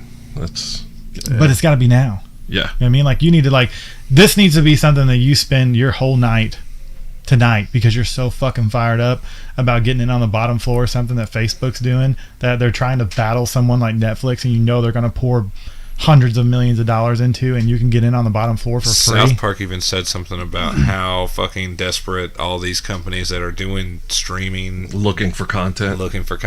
Yeah. Hello, Netflix. Oh, you're approved. Do you want just a pilot episode, or do you want a 6-episode commitment with option for renewal after 3? I mean, they said it themselves. That's watching what's going on. Yeah. So Netflix is putting out a lot of shit right now. So yeah, if it's quality content, people will fucking. I just want to say, it. if Amy Schumer could get paid however much she got paid for that comedy special. Andrew WK, perfect fucking example of a talentless person making a fucking living, singing songs. And Watch is already talking about putting money into you. If you go on there and if you went on to Facebook Watch and you got a following, and Facebook's seen it, there's literally an opportunity there for someone to call you and say, hey, we want to put some real money into what you're doing. And this is the what else are you going to get on the, what are you going to get on the bottom floor of? What's coming that you're going to get on the bottom floor of? Right. Tell me what it is, because you don't know what it is. Yeah. What is it? What? Tell me. No clue what's coming. That's what I'm saying. That's like bottom floor shit. If you're not like engulfed in what the hell is Facebook Watch, they're projecting that within 5 to 10 years, we're finally getting into the singularity realm where we're integrated with electronics. Yeah, that's the next step in human evolution, and everyone that's involved. Do you know what I'm talking about? Yes, I know what you're like talking the about, ability to integrate cyber electronics Yeah, like it'll basically implants in our brains where That'll be in your glasses first. No, yeah, it'll know? be in your glasses first, but then eventually your eyes, you'll Yeah. have like a HUD, like when you're playing a video game, a heads-up display with all your information and everything. You can literally be walking down the street, and down here in the left corner, you've got a TV show navigation. playing. Yeah, you look at a whatever, KFC and you'll see the discount on chicken today. Yeah, like you literally look at a That's what it's building going to come and to. Perfect. it gives you And there's a- readout information. You know, the platform is going to be you. It's not going to be the billboard. You imagine a 70-year-old trying to figure out that kind of Oh my fucking God, that's gonna be technology. hilarious. It's like, I'm just trying to blink. Every time I fucking blink, it's a goddamn commercial in my eyes. No, there's a We're going to be those guys. We're going to be those people. business number whatever 4090 that I've done in my life. I got to the point to where I was like, okay, nobody knows what Facebook advertisement is. This was before Facebook even came out with a platform to do it. I was like, nobody knows what they were letting you do landing pages to where you had to like the page before you'd actually get to see the page, and I was making those and stuff. So then I came to the point to where I was like, man, old people own businesses that have money and have no clue what they're doing, and they know what social media is, and they're probably like just sitting in their little chair like, I know I need to be on Facebook, but I don't know how to do it. So I'm gonna capitalize on that. And I did. Like, I went and got like 30 different companies that were willing to give me hundreds, thousands. What the? Somebody's at the store in the mall. They're willing to give me like, you know, hundreds or thousands of dollars every month to advertise, and I took 30%. That was my gig. Yeah. That didn't cost me. I learned how to do Facebook. That's Yeah. anybody, whoever's listening right now. There's mad still 90% of these companies are owned by people who don't know anything about social media. So learn social media, put it on a piece of paper how you can help them. Walk in the front door and say, hey, I know you got an advertising budget of $20,000 a month. Let me get 3 of that. I'm gonna charge you 30%, and I'm gonna build your audience by double what it is right now. That's easy to do because nobody really knows how to do Facebook advertisement, and it's not hard to figure it out. I did that. That was a business. I made money. Social engineering. Absolutely. Yeah, like I mean, like a good amount of money. Like, Isn't that what that Ty something guy that's Yeah. on YouTube is? I think that's a bit of his he thing does some too. of that stuff. Yeah, he's a social media manager. Yeah. Basically for companies that don't know how to bring their presence to awareness. Yeah, but I did. So I did that with all the bars, Yeah. you know, This that is- I could get my hands this on is years ago. in Nashville before it was even a thing. And I was going on there like hunting and pecking myself and sending messages. Like, you know, I couldn't go find a demographic and then talk to that demographic. I had to literally go find the demographic and then send them a message Sure. or post on their page. And I was doing that for companies and charging them 30%. And I made good money.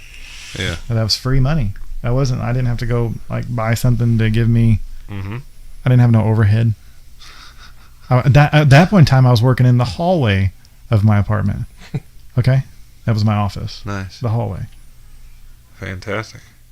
There's just so many ways to make money nowadays with electronics and Solving problems. people- Solving problems. Yeah. People don't know how to fucking use Facebook. You fucking Yeah. do it for them. Yep. And even right now, People don't want to fucking clean their fucking house. You do it for do them. it for them. Yeah. Don't want to clean their window, do it for them. Yep. And so Facebook is 30 and older. It's becoming, you know, it's going, Ancient. yeah. And then Instagram's 30 and younger. And you can buy advertisement. They're like 20 cents an engagement now. Like, it's so cheap Wow. to buy Facebook and Instagram advertisement. If you walked in the front door of a company and said Value City Furniture spends $60,000 a month, this store on advertisement, that is crazy. Like, you're telling me that you can't get a piece of that? Yeah, I grew my audience on my Facebook business page. Yeah, tenfold in a month. Yes. In a month with Facebook. And you spent advertising. money? Yeah, a little It's bit. cheap. But the Like return $3 was okay. here? Yeah. Well, it $10 ended there? up being like $100 Yeah, over the course of a month. $100 does a lot on Facebook. yeah. A lot. Yeah, it really Yeah. did.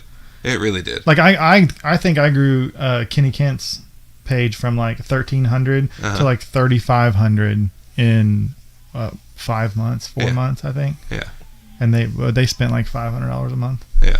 So It's like, it's not a lot. Yeah. $500 is nothing. That's not a TV, and that's not even a third of a television ad. That's not even the newspaper. Right. Yeah. That's not USI coming in saying they want to do an article in their weekly letter for. Yeah. It's not a lot. Yeah. It's fantastic. Anyways. You can grow. It's just as a person, work. Yeah. And everyone that's young that doesn't have any money that wants to have money knows about social media. Yep. It's just, do they want to get out there and do something about it? I do. Still. I don't even care. I want to do like everything. I just want to win, like I said before. Right. I understand. Like this, I'm sitting here doing this podcast. I want this to be the podcast that has the most views ever. And I will make that happen because I want to win. You know what I mean? I want to look back and be that's a tough task. I want to be like, bam, I did something. There you go. You shoot for that. I know which episode is the highest grossing, we'll say, of all time, and it's the one. It was one of my episodes of 30 Minutes of Mayhem where it's just me, and I went on a tangent about what I would do if I were the president of the United States, and I went point for point of what should happen, and some things are very harsh. Label this podcast something about. If you're sitting around your house and you want to make money and you think that you can't, I don't know. That's stupid. Oh no, Don't I've say already that. got something the headline, good like the hey, you lazy the fuck, show note. watch this. You know, something will get their attention. Hey, I got a question for you. It's a choice. What's up? It's a simple choice. How long have we been doing this? We're at 1 hour and 55. If you sold me part of this podcast and it became a real business, right? So you don't have a business license, right? No. But so $130 you get a business license, it becomes a real business. How much do you sell me, like 20% for today?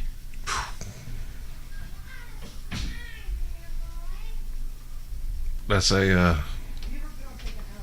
Well, keep in mind, what do you make?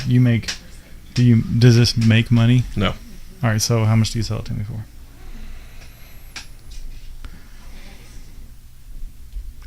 Being forward thinking. Be careful with your answer. All right, I know. Yeah, that's the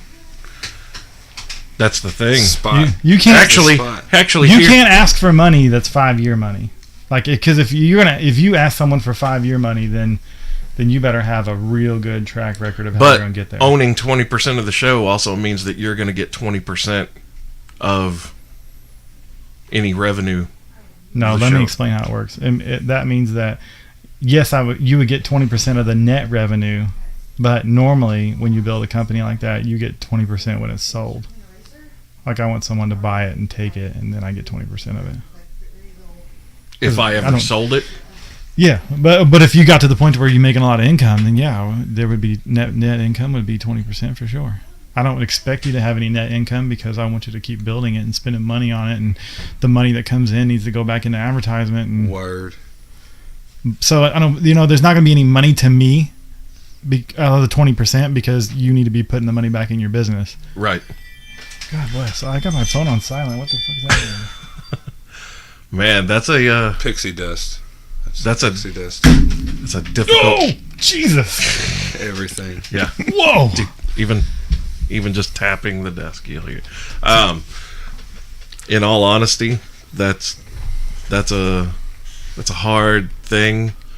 Like, you're talking right now, you're asking me a question that I don't even want to entertain for anyone, simply because the moment that you sell a part of what you're doing, well, you buy it back. If you believe in your business that much, then you buy 20% back. But the problem is when what you would do with that is growth. If you did anything other than than use it for growth, then it's just. If you think you're ever going to get anywhere without taking someone's help, like, you're going to have to take someone's help. It's going to be an advertisement. You're going to take someone in advertisement's help because. But an advertiser doesn't own a portion of my show. Do they not?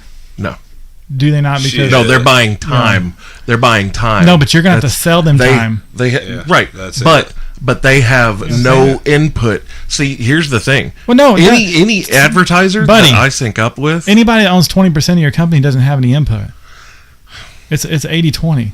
You're the input. Like, you know what I'm saying? Right. I can't be a 20% holder of a business and then tell you what to do with your money. See, and having this could go into, you could go into any type of. There's a lot. I mean, I can holes. put whatever number I want to say on it, but the problem is, if you want an advertiser to advertise with you right now, you have to discount that, and they are buying your business at the rate that what it costs right now. So if an advertiser comes in and you think 1,000 people is worth $100, but you know that you don't have enough listeners to get that money, and you got to discount it to them for $60, they're buying your business. And that's going to happen until you grow. It has to happen. You have to let people buy your business until it becomes a business to where they're calling you and saying, how do I get on your show? And then it turns around. You know what I'm saying? And now where 1,000 listener costs $100 for most people, and now to you it costs $120.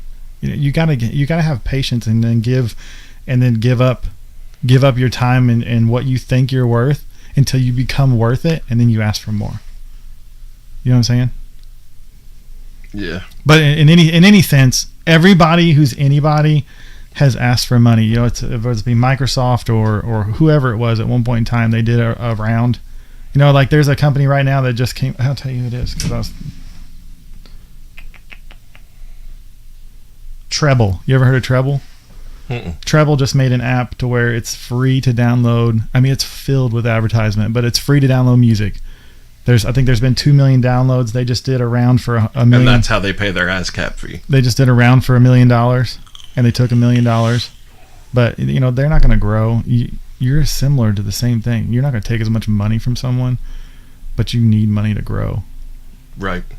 So my question is, what's 20% of your business worth today? And you got to look at it. I gotta get business in your head because it doesn't mean that it's forever. It's not forever. This goes into it could be a not selling yourself short again and not putting limitations on your worth. So your answer needs to be it's worth X amount of dollars, but I want a 10% buyback. So if you said, hey Brent, today I know my business ain't worth that much money, and yes, I'll sell you 20% of it, but I want a 10% buyback. That means that you give me X amount of dollars for what it's worth today, and then when I start making money, I want you to make 10% on your money, and then I want to do a 10% buyback. But it would have to be 10% over what the company's worth at that point in time. Right. You have to figure that out. But there's always ways to buy back your business.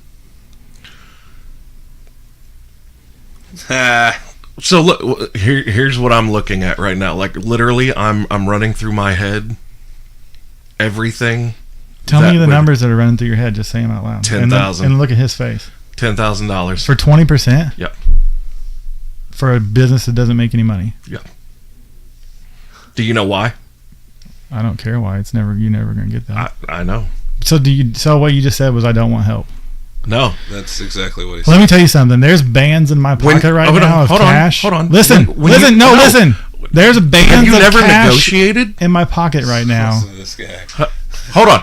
Okay, if you're going to negotiate, Dave, are you just if you're trying to buy something, are you going to tell them the most that you're willing to pay up front? No, but don't bullshit me because I'm not trying to. I don't want to negotiate. I want to be legit and help you grow but legitimately. Like okay, if I should get robbed right now whenever I leave your apartment because I came here with so much money. If it's someone other than you, I'm literally starting at 10,000, and the negotiation's going to go there. But if I'm being honest, I'm looking at $3,000 to $5,000. 10,000 means 10,000 means that you're telling me that your business is worth $50,000 right now. In your head. Yeah. Because of where I see it going. It doesn't matter. That doesn't matter. Well, it doesn't matter where you see it. You can't sell something where you see it going. You just have to make sure in your contract you opt yourself out. I can't be like, oh, I think in 5 years I'm going to make $10 million and then sell my company for what $10 million is. I just have to say, I'll sell you my company right now for what it's worth, but I want to opt out whenever I really start making money. Right now the company's worth nothing. Right. That's what I'm saying. So what would you? So I mean, what are we even? What would you are we sell to him? discussing? I'm saying that I believe in you, and I want a piece of a podcast, and I believe in you, and I met these two guys, and they're pretty fucking cool. So He is anyway. So- He's that old Dirtnap. So what does 20% cost? What do you need right now? See, and that's the other thing. That 20% isn't just me now. That 20% I'm looking at is the three of us. Because Okay. when we discuss the show, do I not say our show now? Yeah. Every time. Okay, well we're all three here. This guy has money sense. But I can here's see it. what I'm looking at. Say that you said $500. Right. Okay? $500. Yes, I love this guy so much. What? You are fucking bipolar. You went from 10 grand to 500. No, he's I'm giving making an a example. fucking point. He's just giving an Are example. you No, crazy? I get love it. you I so get it. much. If you said $500, $500 doesn't even buy the fucking computer we I need get it, I get to it. progress the show. Yeah, I right. got it. So what the fuck's the point? Yeah, I'm not going to sell you a Right. piece of my pie for nothing. Right. No, you're not doing me any favors giving me $500. Right. You're not making anything fucking happen for me. So no. Right. Why would I do that? Right. You just need to get creative on the I know, buyback. it was just the I was number that making was the there. point. I know, and that's it. It wasn't. I wasn't saying that that's what you were sticking to, or that's what you were putting out there. It just tickled me that that's where it was at. Not that that's what you So- were. What's the computer Continue. cost? Right. The computer with which I'm goddamn. Don't get I know. frustrated. It wasn't about that. I wasn't saying that was you. It was It's just funny. that's aggravating. Don't get It's It's not highly aggravating. This should be a fun conversation. This isn't a fun conversation. Well, it should be a This fun is a conversation that I literally never even wanted to entertain. Someone buying. No one's. You piece- gotta stop looking at it like that. People, it's called helping. I'm not gonna help for free, right? Like, I'm not gonna walk in here and be like, oh, hey, charity case. You shouldn't want that. Bro, I'm not saying you do, but I'm saying you shouldn't want that. But anybody that's gonna help you wants a piece of the action, so you just got to give it to them and then take it back. Let's just say I said, your $5,000 number. If it was $5,000 and I gave you $5,000, and then you ended up making $100,000 next year, and I own 20%. You just made $15,000 ROI. If that was your net, I mean, but This show would basically be all net.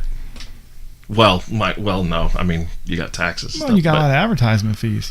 All your money should be going True, back into yeah, advertisement. expense. So Because advertisement's a great write-off. So you'd still be looking at you would be looking at 100 to 200% ROI in a year if that were the case.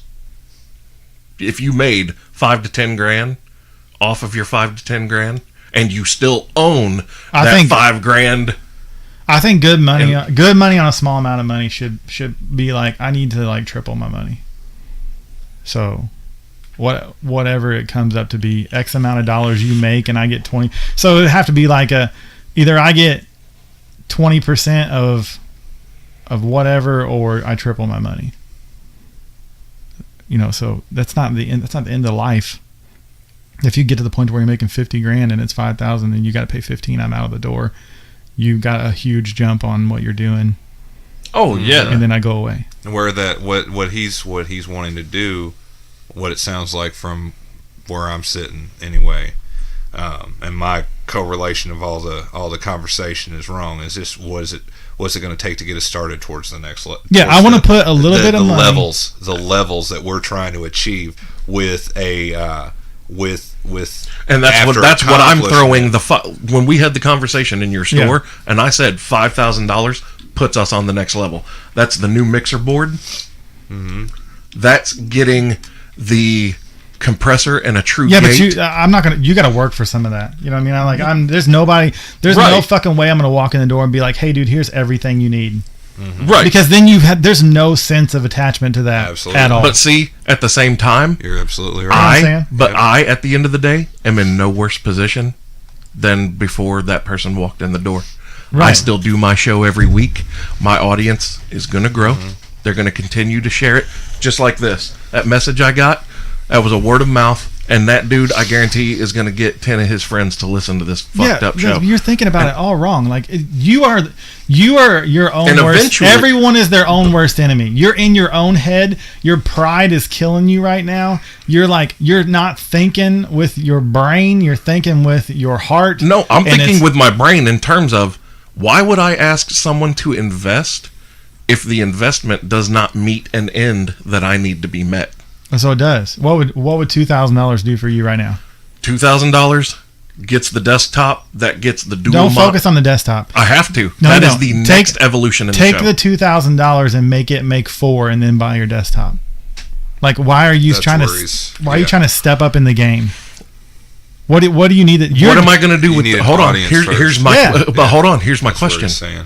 Okay, I get that, but that $2,000 does not guarantee any growth. No, that's just you. That's me putting my. I don't get any money He's back if you don't. risking, yeah. Yeah. If it doesn't make. He's not saying that there's if It's not a if loan. It doesn't make money. It's not gonna. Yeah. He's Okay. he's- Okay. So see, that's what I was misinterpreting Yeah. because No, it's not I like a look- loan. I- I don't hold get on. any money back if you don't make any money. I lose my see, money. But I look at an investment. I've seen people get fucked in things like that where, okay, this person invests X amount of money. Well, they're expecting X, No, there is no. That's or they're expecting that's Y I don't by know. a specific date. You must have And- got that from a TV show or some shit, because that's not real life. Real life is I put my money into you. You lose my money, then I'm out money. Then he knows he doesn't get to put more money into you. Yeah. That's just that's the thing. Like, That's I have the to have faith in that you're going to go out, take this money, and make more money with it, so eventually I can get my money So back. $2,000 sets up. First of all, that sets the next. I'm going to invest part of that into probably the next 3 years of the hosting, so that I get that discounted rate. But why? And then Dude, you literally got to get. and then the you- rest is going to be used in marketing. Here's and advertising. here's the best way I can get into your head. You have to get out of survival mode. Like, you are 100% in survival mode. We talked about the website. You're like, I found this one for 10. It's not 30. I want to pay off my podcast thing for however many Because years. the You're reason in why- survival mode. Because you know why? Why? Because that $10 a month or that $30 a month, guess whose pocket it comes out of? Yeah, but Mine. If you make $200 more, you know what I mean? That's Like, if. you're focused on the That's survival. if. Everyone's focused on their survival. Tell me if I'm not right. What do you do? Human DNA says, I wake up every morning and the only fucking thing my body cares about is how do I make it to tomorrow? Yep. Right? That's us. That's human DNA. That's right. And if you can't break out of that and think of, what can I do today to make more money, to make that not fucking matter? Right. Like, you know, does that make sense to you? I know I might contradict myself 10 times, but it's, you know what I'm saying? Like, if you can't get out of survival mode, you're never going to succeed, because survival mode is shit. That's your. But when I'm paying out of pocket for my show, it is very much a It survival doesn't. No, mode. it's not. It's, you know what it survival really mode? is. Survival mode is you just spent an extra $15 and you're now fucking so driven to get that $15 back that you're probably going to go make $50. You're gonna go above and beyond what You're you would gonna- normally like, go. That's yes. you got to initiate the struggle. Yes. You got to go after it, and you've got to struggle. It's not gonna be easy. So okay, Nobody ever here's gets there easy. Yeah. So then here's the important question: $2,000. What do you say gets done with it? Advertisement. Just all advertisement. I mean, Absolutely. yeah, I just want to see people watch. That's- I want to see the number grow. He wants to grow. I want That's something what to he wants sell. to Right. Grow. Yeah. If you could take that $2,000 and turn your 1,500 viewers into 10,000 viewers, That's something advertising. then who gives a shit about the 15? That's why I'm trying to tell you. Who gives a shit about the $15 more for the website or the $30 a year that you pay for your podcast? Who gives a shit about that when you can take your 1,000, turn it into 10,000, and then charge $60 for every 1,000 views, which now gets you $600 an episode. You're doing 2 episodes a week. You're making $1,200 a week. You know what I'm saying? You're making $4,800 a month. You're making over $50,000 a year. Do you give a shit about the $15 more that website costs No. you? Like, That's where your mind and needs to that's go. where I wasn't. He was trying to lead you there. Right. He was Get trying to out lead of you survival mode. This is not about surviving. This is about doing and building and free shit. Like, you should just be like, at no point in time right now should you be thinking, how do I make like a shit ton of money? Like, oh my God, how do I just get How do I rich? go on vacation? Yeah, how do So I you how do I don't get that fucking- car? Oh, no, I know you're not that No, dude. I know you're not fuck that no. dude. Yeah. But you're Literally, thinking like, I look at this. This is one thing that is truly upsetting to me. We have these two cameras sitting here. Right here. Oh, yeah, Right. those cameras. They might as well be on fire right now. so I want to They would be more entertaining for me to light them on fire and make an Instagram video of that than a purpose that they're serving right now. Here's what I told him the other day. I said, get on LinkedIn. Okay, LinkedIn's the only place you can go and you can talk to anybody. You can get a hold of the CEO of Microsoft on LinkedIn. It's not overloaded with people. There's not 1,000 people a day sending fucking Bill Gates messages on LinkedIn. You know what I'm Right. saying? Like, it's LinkedIn. Right. So get on LinkedIn. Go find the VP of Rockstar. Send him a message. Says, hey, I got this podcast. Blah blah blah. We're getting and don't call it 1,500 downloads per episode. 1,500. No, I'm not even saying that. I'm saying call it.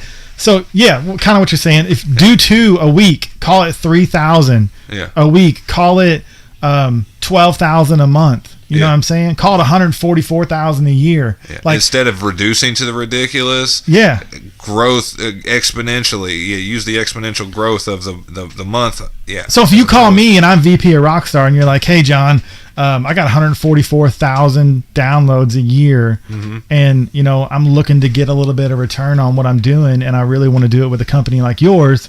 I believe we can both benefit. I believe we can both benefit from it, Yeah. and we can grow. Like, how about I give you the next year, and I'm assuming that I'm going to be 144,000, which I know I'm going to grow because I've grown at this rate so far. Right. So let's just say I sell you 144,000. You might end up getting 500,000 because I'm going to grow throughout the year. But can I sell you that for $100 per every 1,000 download?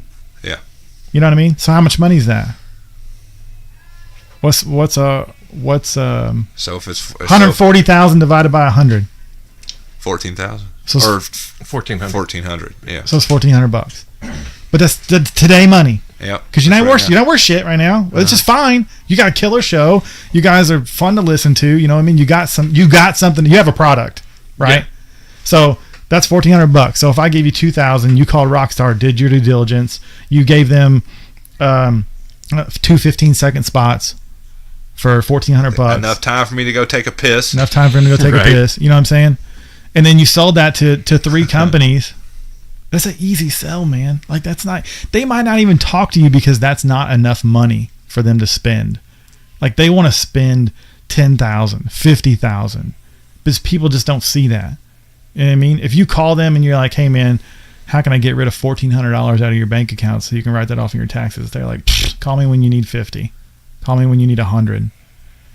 You know what I'm saying? So make a deal for 20. I'll give you 5 years. I'm gonna estimate my growth at 200,000 downloads every year for 5 years. That's $1 million. I'm gonna sell it to you for $100 for every 1,000.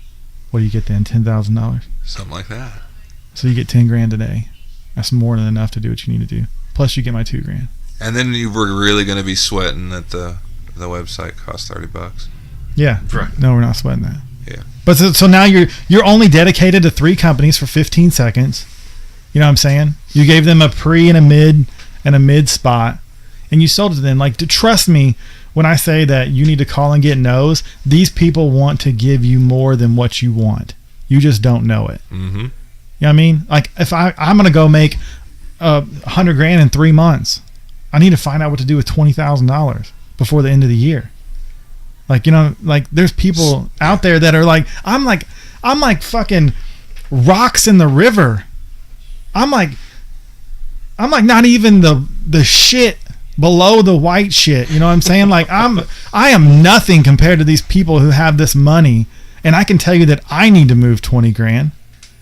So there's thousands and thousands of companies out there that need to move 50, 60, 100, 200, and it didn't even fathom to you to think that, because still stuck in this, maybe, I don't know, you're not worth it to yourself, or you don't think that it's good enough, or blah blah blah. But I gotta be honest with you, man, most of them don't even give a fuck if it's good enough. They just want somewhere to put their money. You're gonna be saying my name, you're gonna put pictures of my, but before you're gonna do that, you have to build content. And then you got to have you got to have social media. That's where I want you to put, the point I'm trying to get to is you need to put your money on social media. You need to build content. There needs to be commercials of every podcast. You should break every podcast up into 5 commercials. Those 5 commercials should be every morning put on Instagram. You're live on Instagram, your Instagram story, your Twitter, your Facebook story. You can post shit that's already been pre-recorded on all those stories every day. I got a friend who's got 7 million followers on Facebook. Okay. She was a bartender at the bar, right? Okay. 7 million. Okay. She did that on her own. No money. Like, that's no money in, dude. Like, this is doable. This is all so doable. It's not even that difficult. It's a do thing. Like, how hard is that to realize that you have a product? That's like me selling cars and not putting out like wheels and tires or anything that has to do with an upgrade or. Oh, right. I mean, you know what I'm saying? Like, does that make sense? Get them windshield wipers replaced, folks. Yeah. Like, little things like that. Yep. Like, you got to take your product and then break it up into like 100 products, because your product is audio. So take the one podcast you said was the best one you ever did. If I don't see 10 commercials that are 15-second long of some funny part of that podcast or some serious part of that podcast in the next week, then I'm like calling you like, dude, what the fuck are you doing with your life? Joe Rogan does the exact same fucking thing every single week. Best of the weeks, the fucking 10 minutes, the 20 minutes of the 4 shows that he does, or Joe and Duncan Trussell talking about philosophy. Duncan and Joe talking about life, talking about weightlifting, talking about this, talking about that. Bulldog and Dirtnap talking about the Miz. Boom. You know what you just did? Yeah. You just sold. Or you just developed, let's just say out of a 2-hour podcast, you pull 10 commercial clips. Now you have 10 more pieces of revenue, right? Because now after on the post, I can link anyone I want to. If I'm talking about WWE and I'm doing a 15-second commercial for WWE, now that's sellable. Okay, you're going to post that. It's going to be content. It's going to generate 10,000 views. And now I can say, hey, next time I post this clip, I'm going to put next time we talk about WWE, I'm gonna post a link to your video game. We're gonna talk about your video game. What's that worth to you? It's worth 10,000, whatever. Sell that shit. I'm just telling you that you have more product than this one podcast, and you're not using it. So now you have to turn. I never even looked. Now you have to turn around and ask yourself, what am I valued at? Whenever you sell me part of your podcast, because am I worth cash? You know what I'm saying? Like, that's the shit that nobody always thinks about. Assume that's a good close right there. Yeah. Whenever you sell me a part of your podcast, that's what's going to happen. That's great. What am I worth? Yeah. Am I worth $1,000, $2,000? Do you think that you could make more money off my ideas? Oh, absolutely. And I don't have time to care about how you edited your program or where you put it or who you had on it or what you talked about. I don't give a shit about any of that. You're never going to hear that conversation from me because I don't know about what the fuck you're talking about. I don't know anything about WWE or you don't fucking know. I don't care. I just know that people know and that you're talking about it and they want to hear about it. Go Cubs. Right. Yeah. I don't care about that. Yeah. I don't even know. Wasn't the World Series? Is it happening? It's happening right now. Yeah. I don't even know who's in it. I couldn't tell you. Don't know. Yeah. I haven't watched it. I did watch it last year though. It was pretty balling. You got more important fucking things to do. The last game last year was pretty balling. Oh my god! Like maybe the best game of baseball I've ever seen. Ever. Yeah. Ever. Ever. Yeah. Amazing. Yeah.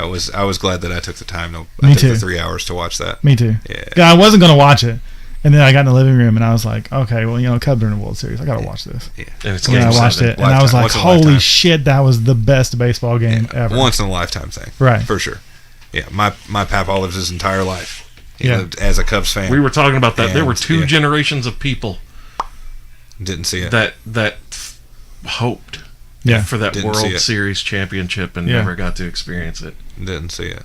So I called Tucker before I came here, and I was like, dude, tell me. I don't know you that well. I know you, but I don't know you that well. I was like, tell me about Bulldog and what's he about, and has he got any quirks or whatever. And he's just like, that dude's your fan, and if that dude's your fan, then I'm your fan. You know what I'm saying? Because I count on him for everything.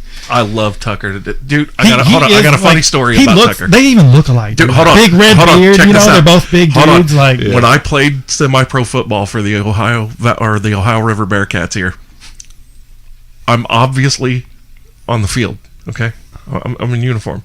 Tucker comes to my game, and he's sitting next to my ex-wife, and my dad comes and sits in the stands next to Tucker, my family, and Tucker, and looks at him and goes, "Son, what are you doing up in the stands? I thought you'd be down." And he looks at him and goes, "Who are you?" And he goes, "Oh, you're not my kid." And he goes, "Who's your kid?" And he goes, "Bulldog." And he goes, "Oh, that's my buddy." He goes, "Dude, even your dad got us confused because he was sitting down." Yes, we do look very much alike. So Tucker's a great example of you talking about selling part of your business. Like Tucker sold me himself, right? I essentially said, okay, we're going to start a business. And I took a whole bunch of cash and I went and bought a bunch of machinery. And Tucker didn't know anything about screen printing. He didn't know anything about Photoshop. Like that dude, like just like I sat down and learned Photoshop on my own and learned how to build websites on my own and then sold it. That dude learned about everything about screen printing on his own, everything about Photoshop on his own. Now he can do his own artwork. He's in there rocking that business. And then we're going into year 3 and he's killing it. You know what I'm saying? Nice. Like, see, that's how I look at this. I have so many people contact me and they're like, "Hey, can you teach me how to do a podcast?" And I'm like, no. But you know what he didn't tell me in the beginning? Whenever I said, "Tucker, I need you to work for free. Like I'm going to buy the equipment and I'm going to give you a head start and I want you to work for free." I didn't hear, "Dude, I just left a job making $60,000 a year. Yeah. Like I can't work for free." Yeah. That wasn't the conversation. It was, "Yeah, I'm going to do it. I'm going to make money." Oh, well, see, and that's immediately, like when you said $2,000, that's why my brain immediately went to what we need for the show. Right. To move. But you have a show. Right. We already have the show. Yeah. Right. So you're trying to scale a business where he was trying to start a business. Right. You know what I mean? And that dude like over exceeded. I mean, he told me in the beginning, I'm not a people person. I really don't want to do sales calls. And I was like, cool, I'm a salesman. Like I'm about that. But he like over and above. Oh, dude, I'm going to tell you right now, every time I go to the shop to hang out with Tucker, I don't ever see the machines not turning. I don't. I've never walked in there once. Well, I do. It's because he's on the damn phone or talking to a customer or trying to make a quote. Like he needs more help. He needs a receptionist. Yeah, he needs a receptionist. Absolutely does.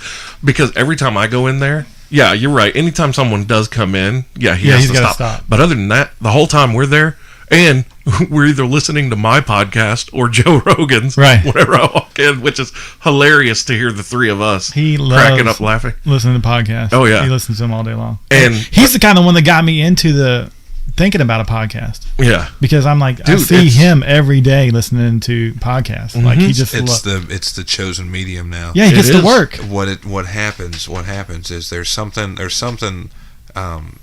freeing, and you're able to concentrate without having that constant barrage of images. Bing, bing, bing, bing, bing, in your head all day. Well, even just listening to music, you're able to focus better. A lot of people are able to focus more, and there's not so much chaos going on in your brain. There's not so much going on, and to actually be able to sit or to be able to be active and do something while there's just a conversation going on, and people that can actually have that conversation for more than 30 minutes, 45 minutes, an hour, 2 hours. There's something so honest and freeing and raw. Yeah, it's how I sleep. In a conversation with people. That's the podcast is what brings me down. Yeah, to being able to fall asleep. Okay, I can't. I understand. My brain is just going 9,000 miles a minute, thinking about everything I did or I didn't do, and what I got to do. And then I turn on a podcast, and my focus is just bam. Yeah, it's there. Right. You know what I mean? Then I can just like relax, and then my body just relaxes and just focuses on the podcast, and I end up falling asleep. Right? Absolutely. Nubsie knows what I'm talking about. Here's the other. He's quiet over there, right? He's saying shit. This is the other. This is the other advantage of a podcast over almost every other form of medium. On demand. Yep. pause, Yeah. play, back, rewind, fast forward, on demand. That goes back to this, what we were talking about in the cars, on demand. Yeah. So that's, everybody's like, how come you don't do your podcast live? I don't need to do the podcast live. I don't need to. If we record this show today and I decide I'm not going to upload it till Wednesday, and I'm going to make a post on Facebook being like, hey, this episode is so good that I am re-listening to it and going through and just taking what I want away from it first before I give it to you for mass consumption. People are going to be, well, guess what? When Wednesday hits and that podcast drops, they're still going to get their notifications. They're going to download it. They're going to play it. They're going to listen. Okay, so back to the question. What's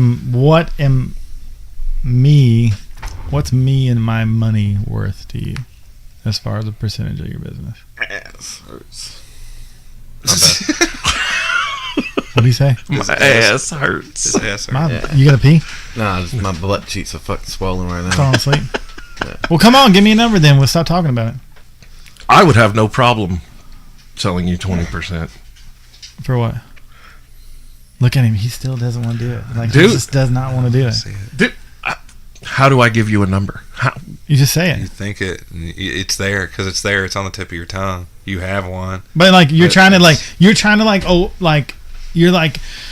I feel like in your head you're like, man, this is like my chance. I gotta like think about like how much money it's gonna be. Like you're way overthinking it. You know what I mean? Like, because it's not like you come to me next month and you're like, Brent, we grew from 1,000 to 10,000 with that money that you gave me. If we throw another $2,000, no. Here's how I'm looking. You know at what I mean? it now. I'm gonna be like, fuck yeah, we're gonna throw another $2,000 at it. Sure. Like, why would we not? Here's how I look at it now. So average of 4 episodes a month. Right. Which needs to be 8. I'm just saying, you want to make money. I do need to bring back 30 when you minutes make of mayhem. when you start making real money. You guys aren't available. My voice is getting really These are loud. conversations for another time, but logistically speaking, it's possible. Yeah, we can. It do is it. possible. Logistically speaking, but it's just the one. It's what it's mapping out plans and goals and things. And as far as it's gone so far, it's been once a week. And if you're doing it on an idea to make money, you really only have to do it until you get the audience. You know what I mean? Like you're only doing it to build content quicker and give something for someone who wants to give you money a worth. Right. So, So, what I'm you know, looking at, maybe you do it for like 6 months and then you go back to 1 a week. what I'm looking at is 12 months. If I had an advertising budget of $200 a month, I think the $200 a month advertising for this show, that's $50 each week's episode. Right. Breaking it down into, like you said, that 15 to 30 second clip, make the Facebook ad with that where they can click on the thing for the audio, Right. and do that as the Yeah, advertisement. it don't take much. It's pretty easy to that's- figure it out. And that's $2,400. $340 a day, $330 a day, something And around yeah, those lines. that's $2,400 for the year. Wait, no, it'd be. $200 times 12 months. I'm trying to reduce it to the ridiculous 30 times 6. No, It'd be, well, it'd be- 52 it'd be times 50 is between what it $6 would and be. $7 a day. I'm sorry, $640 or $630 or something like that. 52 times 50 is $2,600. Right, But I'm saying you don't need to and that's pure advertising. look. You need to. Can I fucking say Tell me.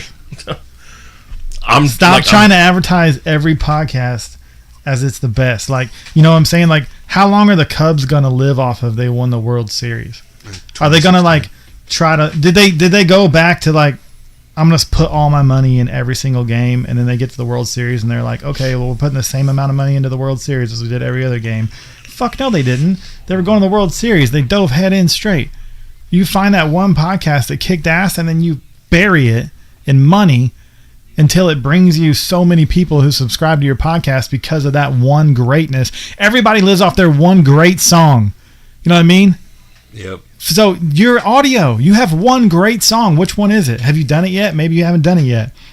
But when you do it and That's you the one see we it, push. that's what, yeah, you don't push every podcast. So then how I would do that is I would go back through the last 4 months through my analytics see, I would probably do the top 3. Okay, so you go take the top 3, you cut them up into 15 small commercials, and then you just blast that. And then you blast all 15. You find out which 15's getting the best response. Then you put more into those that are getting a better response, and you just break it down. You just keep breaking it down till you get to this is the one. Lowest common denominator. This 15 seconds gets me more response. Dude, that is one of the That's amazing. Look at Key and Peele, dude. They built that. They built that business off of that one skit. That was it. Yeah, that was the skit. And it's nobody gave a shit about that show before that skit. Hell no, they didn't. And that's that's like fucking Chappelle show. Chappelle. Knockoff. What's Chappelle? What when you think of Chappelle? What's the first thing? Rick James, bitch. No, I don't know. I love Dave Chappelle. So Rick James, bitch. No, there were people that didn't even watch. There were people that didn't even watch Chappelle show that knew. I'm Rick James, bitch. Yeah, look. Look at every band. It became a cultural phenomenon. There's so cocaine. Many, it's a hell of a drug. It's called a one-hit wonder. They still made millions. You know what I'm saying? So don't. You're focusing on trying to sell. I see what you're saying. Yeah. Don't sell all the cars. Just sell one of them. Just sell that fucking vet. Yeah. I got $1,000 lollipop, man. You sell that one car and everyone sees it and they want to know where you got it and then they come to it. You know what I mean? That's what you're trying to do. Find your one car, sell it, and then everybody else will come trying to find that same car again. Now, whether you give them that car, does this analogy make sense to you? That's up to you guys. You know what I'm saying? That's up to us. That's up to us to keep putting out fucking vets. Yeah. If you keep putting out winners, then you're going to keep your subscribers. If you don't put out winners, you probably get the subscribers and you lose them. But find your one-hit wonder and then put all your shit into it and then win from that point forward. All right. Yeah. So you're going to have to take a picture of me. Bingo. Post and then everything. Post it on everything. I'll be the center. Well, you're going to have to do some sort of carry you on the back of my gums. Yes. Right. You guys. There you go. Come there with you go. Me. Yeah. Uncle Cracker. Follow me. Yeah, that's right. All right, look. Here's the deal. I think I've shown you my worth as far as what I think that you could do. So I'll give you $2,000 right now. You give me 20% of the business, and then we'll figure out a buyback for you. The deal? Sounds good to me, man. I'm going to. That's amazing.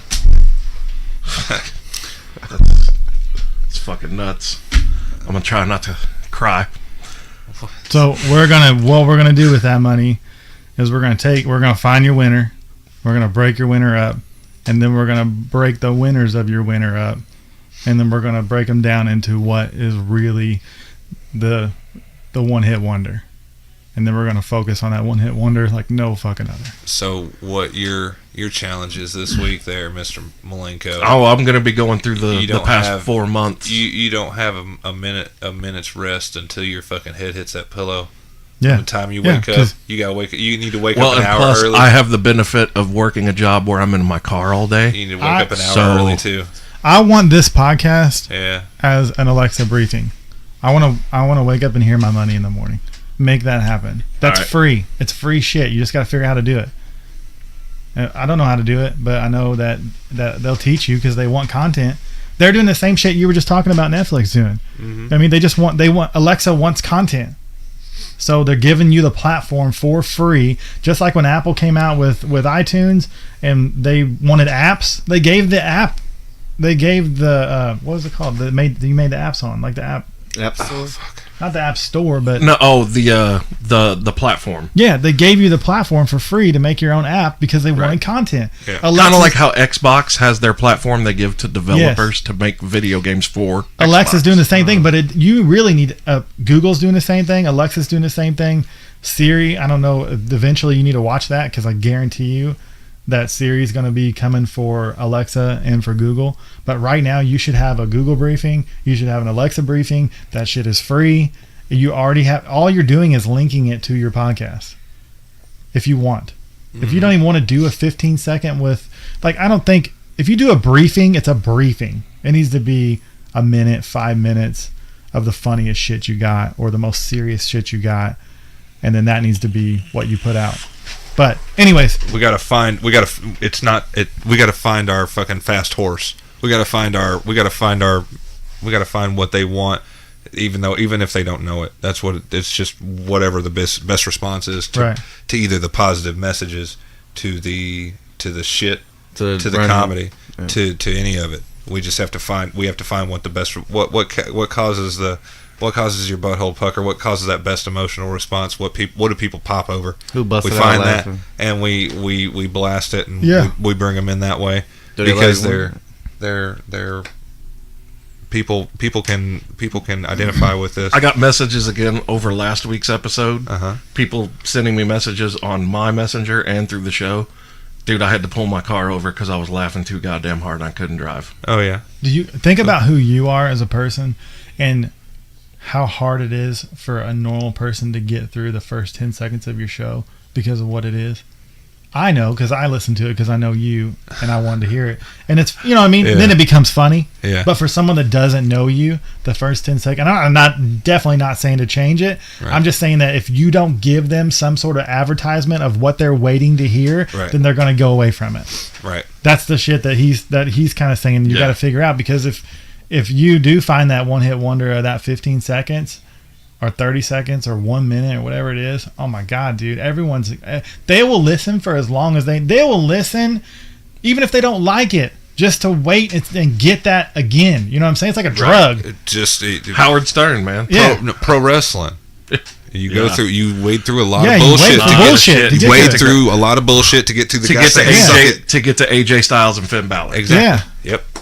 I mean, so that's what you got to do. But if you don't give them that before they click play, you're gonna lose them as soon as that dude starts screaming. Captive. Yeah. You know what I mean?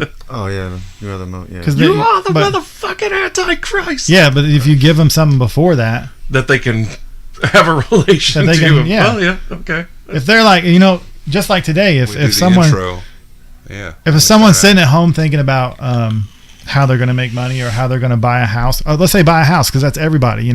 There's a family of 4 right now that's in a 2-bedroom apartment that's thinking, how can I buy a house? I have bad credit. I don't have any money. This shit ain't working out for me. And then we can, with Facebook, advertise directly to people who don't own a house, who make X amount of money, who have 2 kids, who live in this area.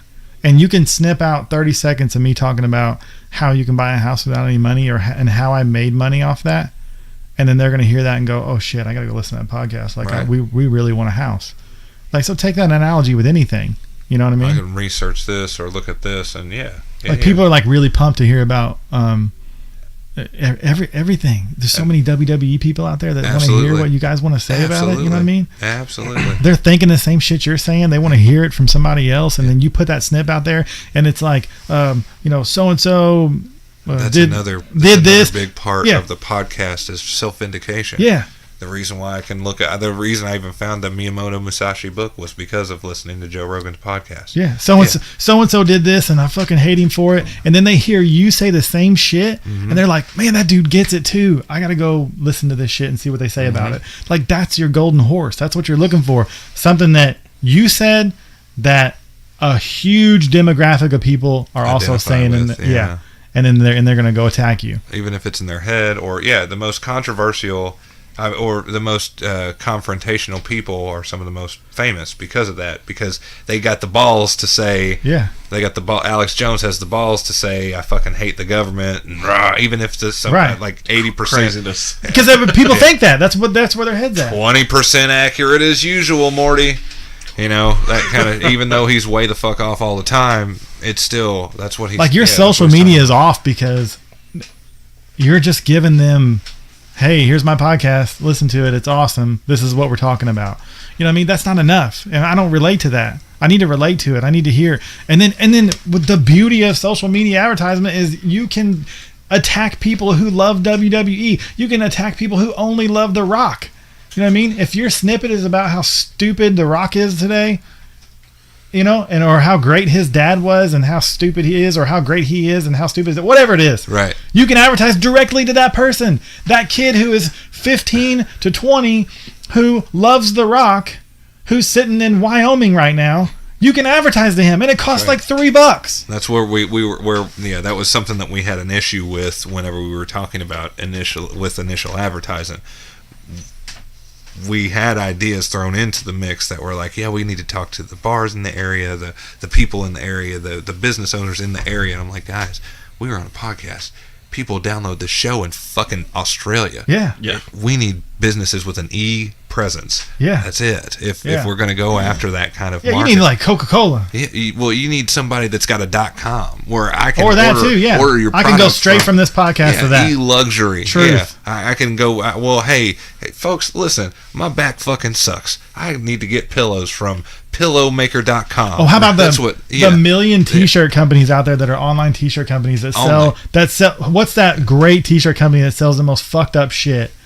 T-Villain? No, T-shirt Hell. T-shirt Hell. T-shirt Hell. Yeah. Call T-shirt Hell. That's straight up your alley. That is. Be like, hey, dude. Exactly. That's what I'm saying. Something with an E presence. I got a T-shirt I can sell on your website that lets you move product, and I got a podcast that is all up your alley, and we will link them straight to you, and we will give them X amount of this and X amount of that. I will take a picture in your T-shirt. Yeah. Oh, we'll be wearing your shit. Like, we're going to talk. Like, you're right. That's gold. That's where you go. Yeah. Because you're gonna advertise on the internet, and you need to be able to move someone to an internet product. Yep. It's not anything that it's no local bar is going to see any fucking kind of return on. He's saying you're not going to move someone in a gas station to buy a Coca-Cola, but you're going to move someone to T-shirt Hell to buy a T-shirt. Right. Because you're talking about how freaking awesome this T-shirt is. Right. They'll see the value in that, right? Because it talks to the entire audience as opposed to just the local 50 friends that we have that listen to the show, or the local 250 people that we have the influence. The law of 250. Everybody knows 250 people. Right. That's the average wedding attendance for the bride and groom side. The average in the United States is 500. So that means the bride knows 250 people, the groom knows 250 people. The average funeral attendance at funerals in the United States is about 250. So it's the law of 250. Everybody knows about 250 people. Yeah. So that local. Is look at what my girlfriend does. So Brittany gets online every Wednesday and does a giveaway, right? And it's like share and tag if you want this. Which dress do you want? Blah blah. This one. Share and tag it. And it's like thousands and thousands of people that are just on there talking about it and they're tagging their buddy and their buddy's tagging it. Everyone's got a friend and they want them to talk about it, and then she'll move them from there to the .com, right? And then they'll buy it, right? You know and even if there isn't, and that's what the great thing about blanket advertising, huge advertising to the entire audience like that. It's not just okay. So we're looking for captive people right now to capture, but if there's enough infiltration in the market, that even if people don't come to it now, when they do come to a podcast, they'll say, okay, I'm going to go to Bulldog Unchained. I'm going to check that out because I've seen it so much. It's familiar. Yeah. That's branding. Branding. Yeah, exactly. The zero moment of truth. When a person thinks, I need a Q-tip or I need a cotton swab. Yeah. Or I want a sugar drink. I want Coke. I want if I'm thirsty. People just say I want a Coke. Yeah. It's not Coke. Yeah. Coke is now all encompassing. It's not even. Yeah, that's what I mean. Is that brand awareness you get from the market immersion, and what I'm trying to say is that we weren't able to find that national. We got to find something with a national platform that can really get behind the show. That T-shirt Hell is that's a great one. That's a fantastic one. Yeah, any place or places that are into fucking trinkets or a fucking huge Planet Earth fucking toy store, something like that. Toys. Yeah, that's what I'm saying. Yeah. Some place with a huge online presence that has that you don't see them in every fucking mall in America, but you know that they're big enough that they've got their own fucking exclusive Funko. Yeah, you know what I mean. That's. There's a big market for that kind of stuff too. And the great thing about websites is they don't have a lot of overhead. Right. They need to move money. Right. You know what I mean? Like they need to move money more than Coca-Cola does.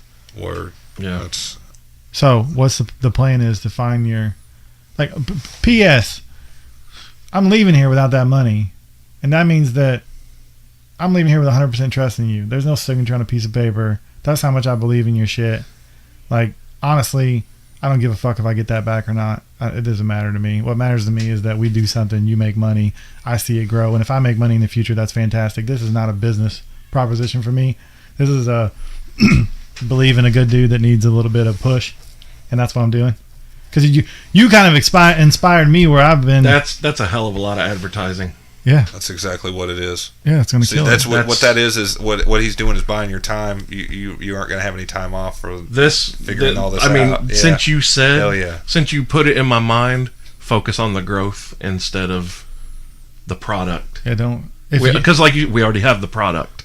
Here's what I'm giving you. That's a hell of a lot of I'm potential giving you. growth. I'm giving you financial freedom for the next month to dig in and do nothing but, do your job during the day, make your money, pay your bills, and then take that money and find your niche and then blow it up. And then so now that you have that in your hand, there's no worries. You know what I'm saying? Like, I just worry freed you for the next month. It's not forever. It's not forever money. But I just worried for you for the next month, and you're going to see what you're made out of when you don't worry about stupid shit. You know what I mean? When you don't worry about paying your rent or doing this or doing that. Like, that's what I want you to do. You're going to find your potential when you have no worries. I don't walk in my door and wonder if I'm going to be able to pay my mortgage payment, because if I did, it would probably take up 20% of my time in my brain, and I wouldn't get shit done, because all I would worry about is where's my mortgage payment going to come from. And that's like a luxury that you really want to have eventually in your life, because you can't believe you got a car payment, you got a house payment, you got child support, you got this. Those things start clouding up your mind, and that's all you're fucking worried about. And they come out in different times. One comes out on the 6th, one comes out on the 15th, one comes out on the 1st. Your whole month resolves around, fuck, I got to make money and figure out how I'm going to pay this shit off. When you clear that and you use your mind to be, what it's made to be, you find out what you're made out of. That's what I want you to find out what you're made out of. You know what I'm saying? Get on that shit, make an Alexa app and figure out what your snippet is and put it on the internet, and let's pay for some advertisement, and you're gonna find out what you're made out of. And I'm just YouTube advertising, Facebook advertising. Yeah. We got there's resource now to do a lot of media blasting, Instagram advertising. It's everywhere. There's a lot of good stuff. And Yeah, man. Hey, dig like into even this those this week. 15-second YouTube ads that you can't skip. Yeah. Snapchat ads. yeah. How in the fuck? I need to Exactly. figure out how You to go buy them. You know what's even better? Because all it's got to be is the damn static image of the logo and just 15 seconds of a hilarious clip with the best amount of money you can spend your money on right now in video is Snapchat. That's your demographic. Yep. really. And Snapchat is the Snapchat ads YouTube is a little more expensive, but Snapchat is where that's the best way you can spend your money right now for in, growth. in video or audio. Snapchat is like teens and everybody that we need to talk to. My Yeah. niece has 80 fucking snap streaks going right now. Yeah, and then the video you have to watch. It's the same as YouTube. And there's ads throughout the people that you look through. Yeah. Like your friends, the ads pop up after they're done with their story. You know what I mean? It's very underrated. Word. Word. Like, And does it allow you to put a link that can be Yep. clicked? Swipe up. And Swipe up straight to the podcast. really? actually, there's something called Sahara or whatever. Sahara. Sahara. Yeah. Sahara. You could do something like that. That's the one where people shit talk each other I think. anonymously. Like the way he says Sriracha. You can go on Instagram. Look, listen to this. Please, Sriracha. please, Lord, do this for me. Okay? You can go on Instagram. You can get on your story. Do you know what your story is? I know where it's at. I've never. Stories at the top, right? You just click your little thing, you make a story. So now you can get on there and ask the people who are listening to vote and take a poll on what they like better. So you can just put a picture up of you in a dress and be like, do you like this dress? I'm using just Brittany, Gotcha, District yeah. 7. So you like this dress, and you say yes or no, and it'll give you percentage of what is what. So you can make your 2 snips. Bam, bam. Next one is, which snip did you like better, the first one or the second one? And then let them vote. You know what I mean? And then keep voting and keep voting and keep voting. It's like be the American Idol of your own podcast. You know what I mean? Just break it down, break it down, break it down, break it down. Keep doing it. Mm-hmm. And they're giving you Instagram gives you that. That's awesome to be able to poll on Instagram. You can literally ask your fans, what do you want to hear, this one or this one? I don't have to spend money to wait and see which one does better. You can now go on Instagram and say, which one do you like better, this one or this one? And then you can get information without spending money. There you go. Boom. Boom. Just, dude, Google is your heaven. You know what I'm Hell saying? yeah. Like today's world, you know, Everyone, everywhere knows everything about everything because we all have Google. Yeah. GTS. Yeah, Google that shit. it's true. I didn't know how to do Photoshop. I learned it on Google. Yep. Dude, have you heard of Udacity? Mm. It's a European thing, but you can take all types of fucking online free courses, college level courses. It's crazy. The world is at your fucking fingertips. Yep. For free. For free. You can take MIT courses. You Yep. can take online courses for free. The world is at your fucking fingertips. This is 1,000% the best day for an entrepreneur to be alive. Yep. I mean, Oh, yeah. so crazy. The reach, Yeah, the potential reach that you have is astronomical. Gentlemen, are we done? we have to be. No, I'm good. He's got to get going. I've got hot yoga today. Nice. Yeah, it's centering as fuck, dude. Yeah, it's really nice, man. It's been a bit of a. Is it really hot? It's 104 degrees. Holy shit, it and is about hot. 40% humidity, and then you get a bunch of mouth breathers in there, and it's awesome.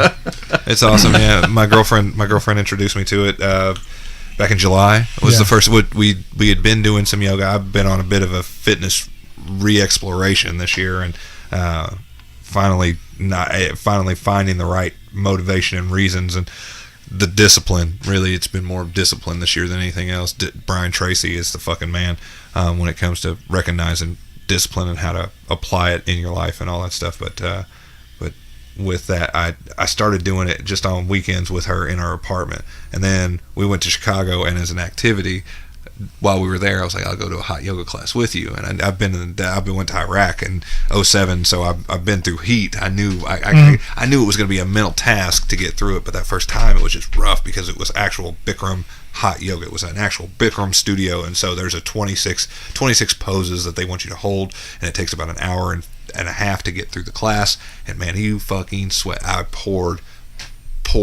sweat more in that first class than I did anything ever in my life, and it was a stretch getting it done, but I got it done. And then we came back, and I was like, gotta add it to the regime. I like the sweat. It's I feel fucking great, fantastic dude. the next It's so fucking cleansing. You're able, and the challenge of getting through something like that is just enough to, the accomplishment, that win that you're talking about. Yeah, you got the win. Win. You want it again. I get the win. I want to fucking do it every single week. Man, I got my forward fold down now where I couldn't even, in January, I couldn't touch my toes. Yeah. Now I can put my chest on my thighs and fucking keep my legs straight. And, and my face on my legs. I touched my fucking head to my leg. First time I've ever when done you're that. doing shit like that, and your mind keeps winning, that turns you into a winner. Yep, it does. You know what I mean? Like, you little victories. Small wins turn into big wins. I just thought of Will Ferrell trying to suck his own dick. Right. Oh my god! Yeah. I'm gonna get there one of these days. Marilyn Manson removed a rib. This is the whole. Dirtnap does hot yoga.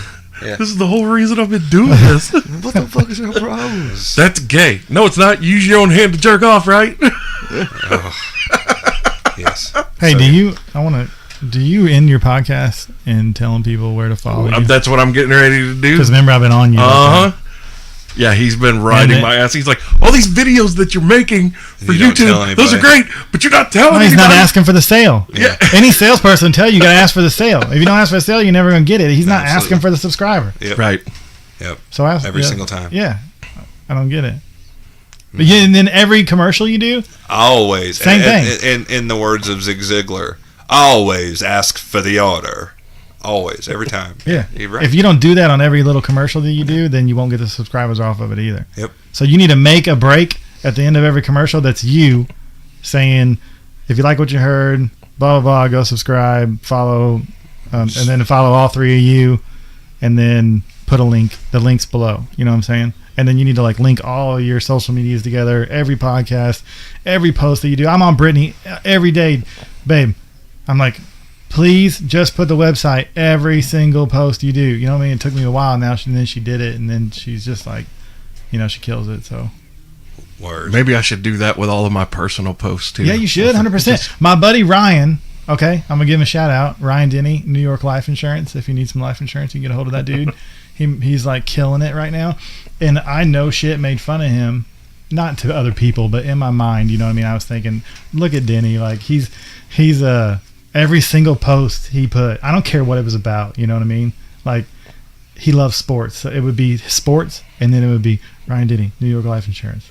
like at the bottom, you know? And I'm like, what? He's like signaturing like every post. This is ridiculous, you know? And now he just like bought a house in one of the most wealthiest neighborhoods in Murfreesboro and is killing it in insurance. And I know where he comes from, and I'm like, okay, well, you know, I shouldn't. I'm not that dude anymore. I'm not gonna do it. I'm not gonna down it. Yeah. Like he Branding's did it. important. He did his shit and he did it right, and then now he's killing it. Yep. That's what you got to do.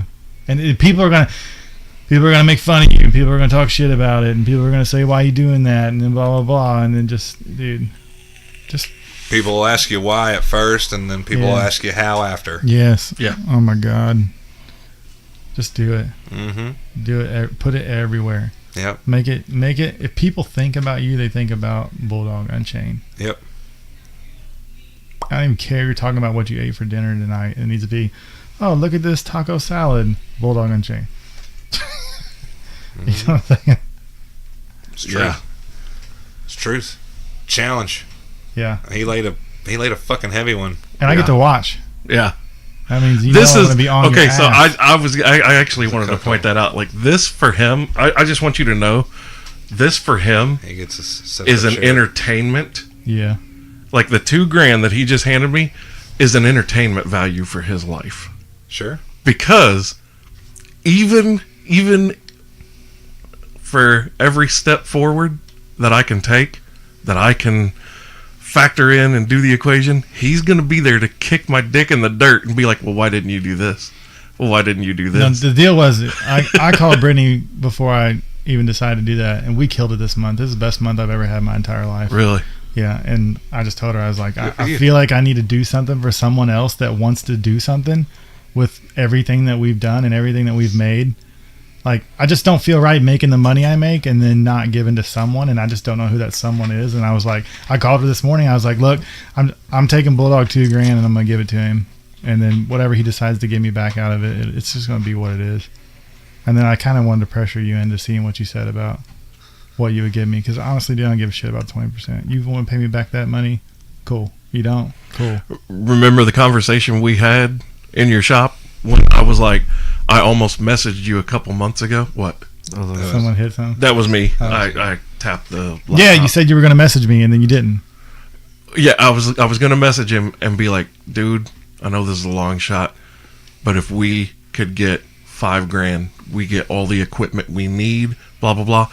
And no matter if it takes me 5 years or 10 years to pay you that fucking money back, I will pay you that fucking money back. But If I could didn't. tell he didn't want to ask me for any money. No, hell no. Good. Hell no. Because first of all, you're a friend. Yeah. And I see your success, and I would rather have your knowledge, your time, and your friendship and guidance than your money. I guess it's worth $3,000. Remember his number was $5,000.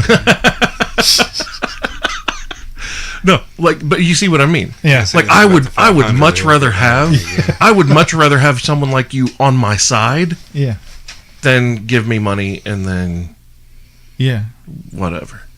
Yeah. A sponsor or advertiser, it's the Shark they're not Tank. going to be intimately involved in my life. They're not going to be contacting me on Messenger like, I love your videos. They're great, but why the fuck are you not hounding them about subscriptions and likes? Yeah, it's the Shark Tank deal. There it is. Right. Right. He's got to go get sweaty. Yeah. Mm-hmm.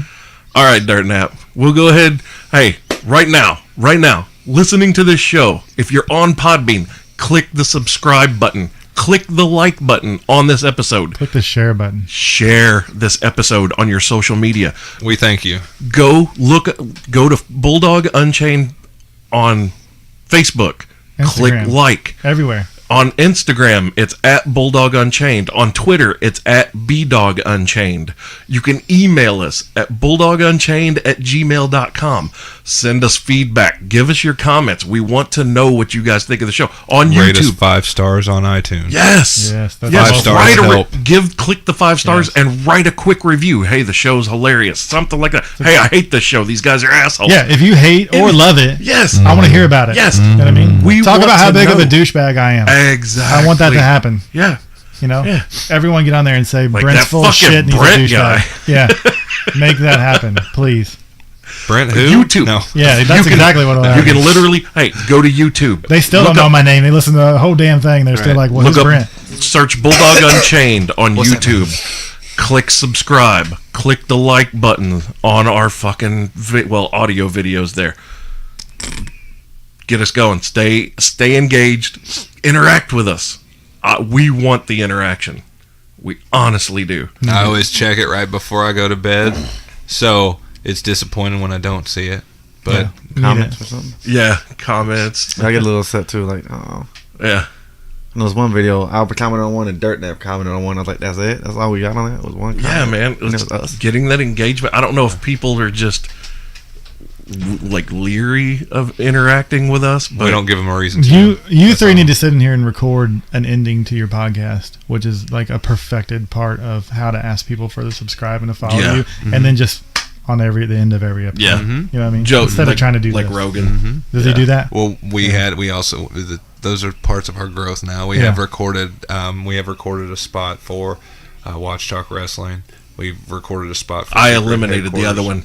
Okay. Yeah. And then but that's what those recorded spots were put in, and then the beginning of the open, I thought we did a warm open. I didn't know that we just did, or I thought we did cold opens where we would begin talking and then play the intro to the show. But I guess are we just doing the? No, that was just for last week when we had you on the phone. Well, sometimes I think cold opens are the way to go, where it's not just the and then going go down into to the South music, Park, right? But you're kind of commercialing. Yeah. So you're saying kind of commercial the beginning of the podcast. Well, what I'm saying, is come in with the conversation is like, hey, here it is. We're just starting it right away. We're talking about, hey, I'm just getting in here. I'm stretching the arms out. Your mom smells like dingleberries and all that stuff. We talk about whatever we're going to talk about. Play the opening. Get back into it. Yeah, that's just. I like that. There are so many times, as opposed to no just, joke. Yeah, it doesn't hit you in the face so hard. Every week, the way we were all sitting here talking before I clicked record, and we had the conversation about smashing dicks and windows. Yeah. Every fucking week, I wish I would have hit record. Yeah, right. Every single time. I wish I would have hit record as soon as everyone sat down in here. Yeah. And that's what I need to. Maybe you should, and then that should be the beginning. Yep, and then break it up. We always have that. Yeah. We always get warmed up. But what you need to do is you should have 15 to 30 seconds. You as an artist should have never said that, and you should have just hit record next time because now they know you're going to hit record. Right. Well, they don't know. Right. It's random when I do it. Well, hopefully they'll forget about it by next time, and then the us. person that's sitting in this chair is not going to know. Right. So you could come in here and sit down. Because, I mean, you got to realize, as soon as they walk through the door, you witnessed it. The conversation is on. Yeah. We don't see each other all through the week. We talk through Messenger. We don't really... I talk to Dave on the phone every now and then. That's good, because then you have a lot of conversation. Exactly. So as soon as they come through the door... Dude, we could do... stuff that we've already talked if we about. had the time... If we had the time, I have no doubt we could do a 6-hour show every fucking week. Just because... We have tons of, I literally at 2, like we're now over 3 hours. This is the first over 3 hour show I've ever had. But usually at 2 hours, I'm like, hey man, we got to cut it, guys. Like we're there. Yeah. And that's awesome. But this show, I didn't want to cut. Hey, you're good, brother. Yeah. Dirtnap Dave is going to take off. I want to give a huge thanks to you, Brent, for coming in to do the show, for wanting to do the show. I love the fact that the first time I talked to you on the phone in years, I called him, and he answers the phone with, I hope you're calling me to ask me to be on the podcast, because if so, the answer is yes. I haven't spoken to the dude in years, and that's where the conversation picked up. I like the podcast. Welcome. Welcome to Bulldog Unchained. Sometimes you How you doing? Sometimes you just need something to I think we need to make this like not a regular, but like a like have you come on and give more insights and stuff, because I love this. Like this episode is now one of my personal favorites. I don't want to intrude. No. You know, dude, if you get invited back, it's these two. Man, he was my third episode. I think third or fifth. Yeah, something like that. Oh yeah. Dirtnap came in a month or two later and did his first one, and I then like the 3. Mm-hmm. Hey, before you leave, if you ever want to take this and put it in a big space, like I got like 2,000 square foot of warehouse with nothing in it. Dude, I would love to actually have. I have so many ideas for a better layout for us in general. You're good, brother. I know you got to take off. I'm just setting it down. We're getting there. I feel like it. I feel like we're getting But like there. literally, you know what I mean? Like, Yeah, I do got to go. Yeah, because I got to be there and early. And Go stuff. get your girl. You guys, it was a pleasure. Yeah, you too, It was man. an absolute Look at pleasure. me. Yeah, we'll see you. I'll see you, Bulldog. Yes, Take sir. it easy, Yeah, Dirt. we'll talk later, I'm sure. Oh, yeah. All right, folks. Oh, we're going to be talking a lot this week, the three of us. That messenger, at least, is going to be flooded with shit. Yeah. It's.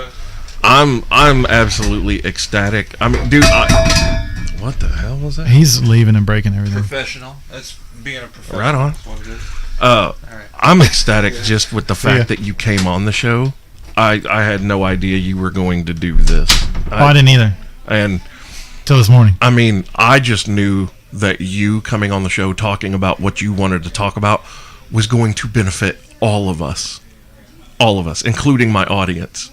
Like, if people just go back, I know this is a long episode. This is the longest episode I've done. Go back and listen to it again.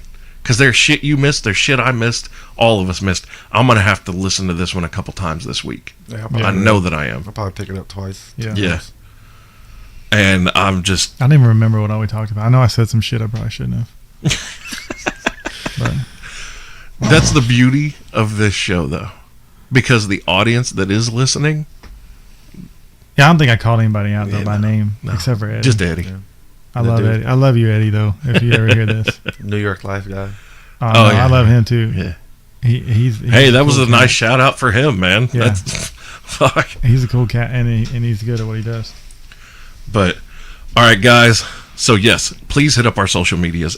On Podbean right now. Click subscribe. That way you'll know when the episode's up. Because whenever I share it on Facebook or whatever, that only gets sent out to 5 to 12% of those following my page. Even when I advertise it, it bumps it to maybe 20 to 25%. Yeah. You're not guaranteed to see it. So, but if you click subscribe on the YouTube or the Podbean, you're gonna get notified. So, do that. Tag your buddies. Yes, tag people in it. Share it. All right, man.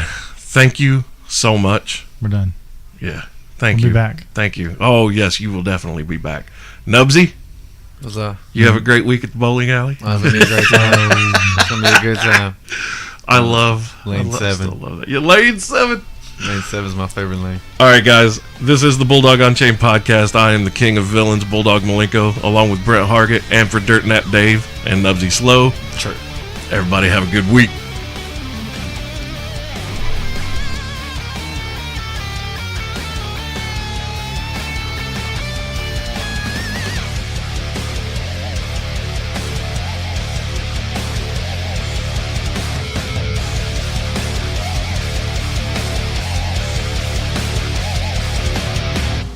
Show's over, motherfuckers.